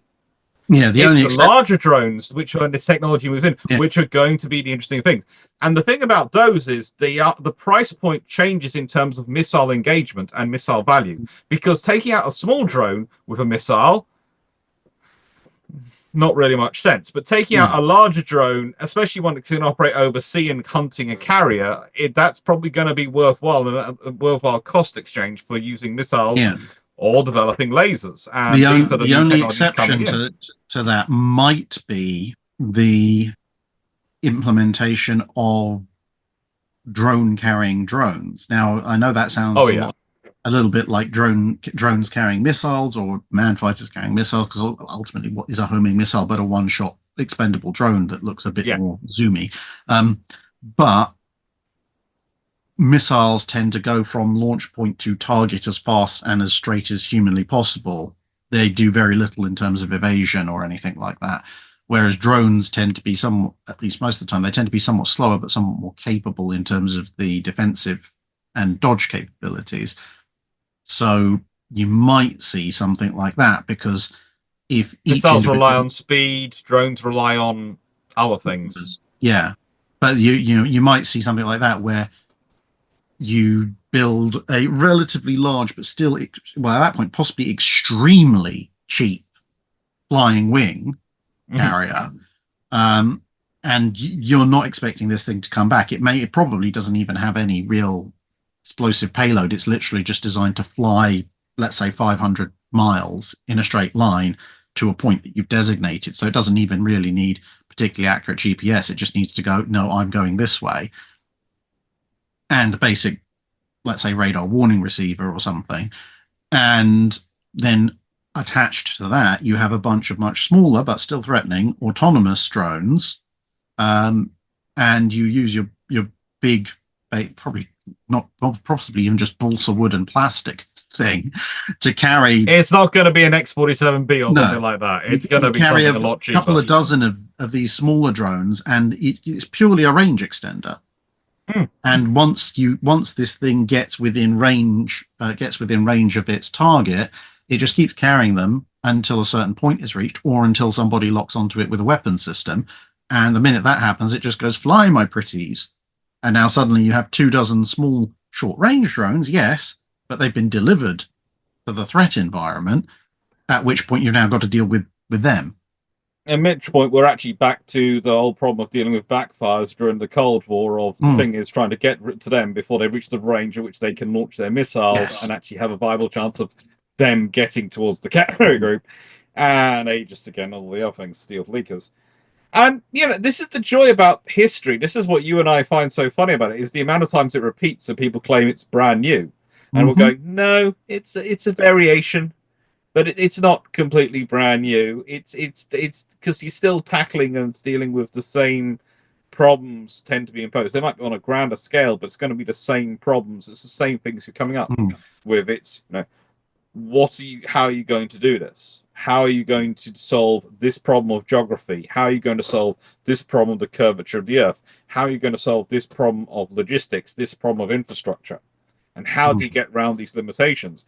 And even, let's be honest, the Treasury is a problem as old as time. It's been part of the problems which the Navy's been dealing with for... I'm fairly sure, you might disagree with me, but I'm fairly sure the Navy under Henry VIII had the same trouble of trying to get money out of him. Yeah, although slightly less of a problem for Henry VIII, because whenever he wanted more money for the Navy, he was just like, we're going to sell the assets of another monastery. Yeah, Fat Boy Fun Boy was cool. He was the original Fat Boy Fun Boy, by the way. If anyone wants to disagree with us, the original Fat Boy Fun Boy is Henry VIII, as christened by Professor Glenn Richardson, and agreed by pretty much everyone who was his students at the time. And of course, Fat Boy Fun Boy, the less improved World War II edition, is Mussolini. But there are other Fat Boy Fun Boys in history. But, you know, they have fun. They tend to be dictatorial, monarchical powers, and they tend to be obsessed with two things: eating and having fun. And then they occasionally fund navies for, you know, various reasons. Not to compensate for anything at all. It's not as compensation for anything at all, is it, Drach? I think we've probably wandered far enough away from the carrier topic that yeah, I think we probably have just probably start wrapping it up. Yeah, we have. But thank you very much for joining. Is there anything we haven't talked about that we think we should add in? I mean, there potentially was a whole thing about CVA-01, but I think the problem is, I think with our post-war plan to fix things, it basically completely bypasses the need for CVA-01, because CVA-01 was basically what we were proposing only a couple of decades later, when they realized they had a problem and didn't have the money. It's one of those constant issues, and CVA-01 is an interesting example of, well, of course, the whole white paper and the whole issues it sets up, where it sets up this dichotomy of basically the Navy, Army, and Air Force versus each other for funding, and the big thing being the European Central Front for NATO, and that was what the British government was going to focus in on, and that had to be what they focused in on for any political power. That was their perception. Political power would only come from being part of the Central Front. And you can understand that logic to an extent, but they take it almost too far, to the extent they abandon everything else which made us a uniquely valuable USP power to NATO, and instead we're just focusing on being the fifth largest army in NATO, which is not really as much help as the second largest navy would have been. Is it? You know, no. My view, especially when considering the reinforcement of the largest army came across the Atlantic and needed to fight to get across there. But no, that's all it. And the other thing which people would like to hear us discuss someday, and perhaps we will do another episode like this to do this, is of course your and my differing views on the Congos and whether they transition whether a couple of them do transition to fast battleship, because of course I work on that spectrum of subdivision and armor coverage and density of the hull. And I go, there's battle cruisers, 2 words, battle cruiser, 1 word, fast battleships and battleships. And this is sort of a spectrum broadly we agree on. But the thing is, the Congos are on the start on the battle cruiser, solid 1 word line, battle cruisers, slightly edging towards the middle. And I think with the subdivision introduced into at least 2 of them during the upgrades and transitions in the 1930s, they move over into fast battleship territory because they've now got that level of subdivision. But you very much still keep them on the battle. Yeah, it's just as well you're in Cornwall. Look, you and I can have fun with this one. We can have fun for hours with this discussion. Yeah. And maybe people would not find it probably nearly as fun because of you and I going, but look at the hull density and the level of subdivision introduced. And here's one I built earlier. Yes, we have 3D models to back up our case. Now look at us. This is why I want a lovely 3D printer, so I can print my model and go, look, see the subdivision.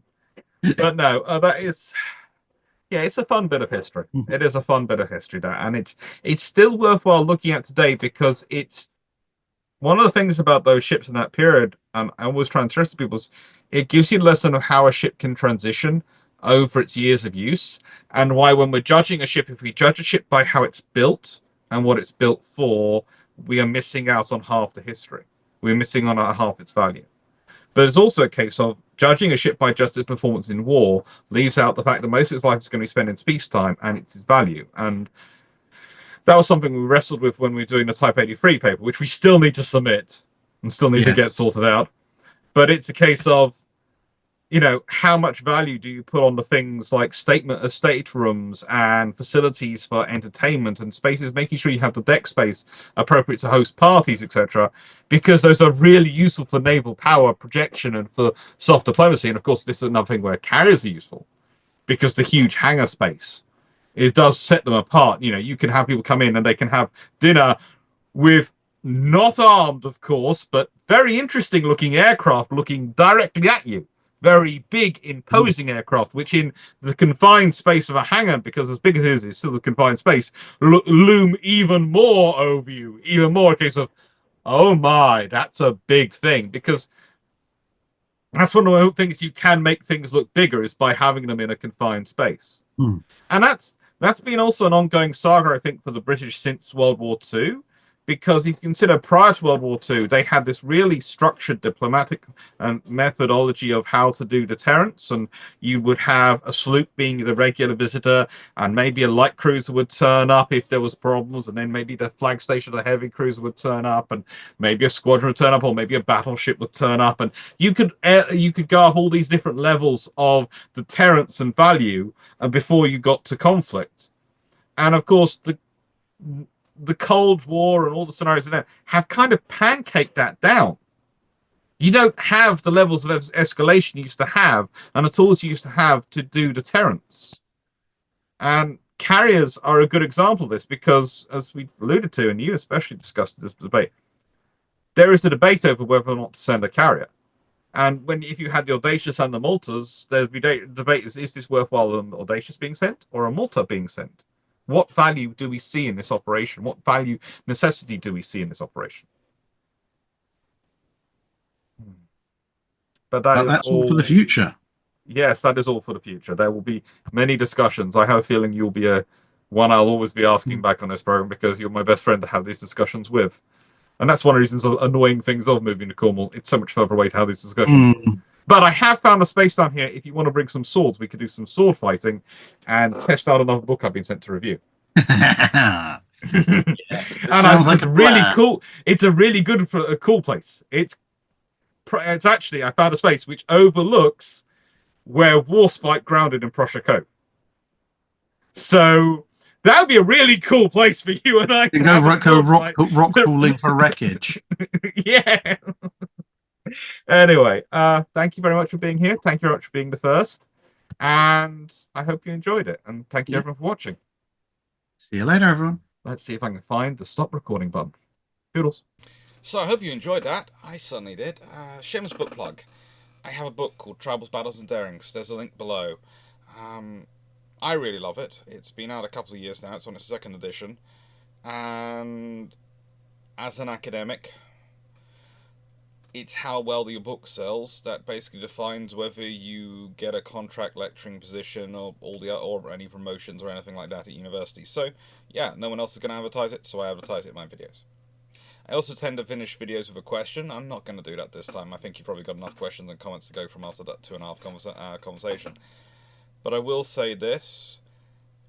Any suggestions of people you would like me to have on this channel, have on for this format, I haven't programmed in yet as how many I can do over Christmas period, because I'm happy to do 2 of these a week if I've got enough historians. I'm happy to do 1 a week. I'm happy to do 1 every other week if I've got enough historians. I don't mind.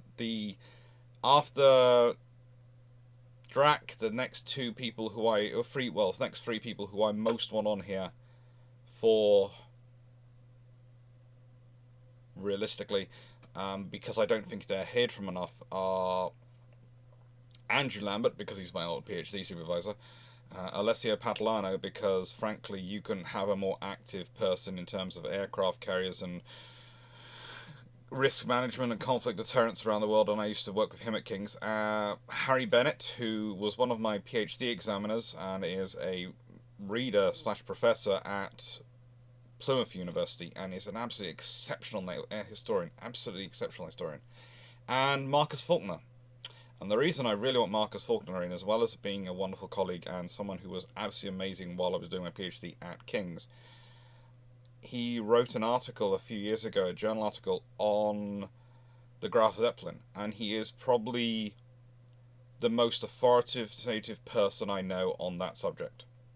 And I think for the year of the aircraft carrier, having someone who not just helped me codify my own approach to how I was going to study naval aviation, but also helped me with my understanding greatly of the Graf Zeppelin and the realities it faced and the issues it had, and other carriers, but most specifically the Graf Zeppelin, because he's a real master of that information, would be an excellent thing to do. But it's all going to be diary allowing, so I'm going to cross fingers and hope I hope they come on, and hope we can organise it all. And I will, as I said, I will have for me, the Christmas season runs for roughly 8 weeks, so it could be I could have as many as 16 of these on, and I would be quite happy to do that because I think it'd be fun.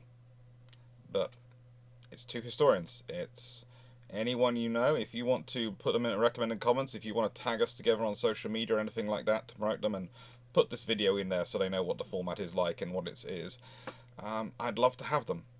I know I'm not the biggest channel, but I think it's a fun thing to be able to sit there and just talk for 2.5 hours without having to, or 2.5 hours or less if they want, or more if they want, without having to worry about interruptions other than some adverts, which I'm sorry do help pay, well, the book bills, the Calyx bills, and the other bills which come with doing a YouTube channel. The book bills are just a constant in my research field. I have a lot of Calyxes, and they're all full, and they have even more boxes of books which are not yet in Calyxes because I do not have enough. Fun times. And please, look out for the Historiathon, which will be coming up soon, which is going to be me doing 36 hours live, answering questions, giving presentations, playing World of Warships and a few other games as well, because, well, it's 36 hours. I wasn't sure how to do it all, but I wanted to try and do it to see whether history, because someone told me that you can never do such a long live stream as you do in other areas of YouTube and Twitch and make it actually make it in any way successful. And I went, well, I'll give it a go. And so, still in the recovery process, a couple of months away from having, well, less than a couple of months, about a month and a half out from having double pneumonia and all sorts of things. I'm going to try to do a 36-hour live stream. I'm a bit nuts, aren't I? I am. Anyway, thank you for watching. Hope you enjoyed, and take care.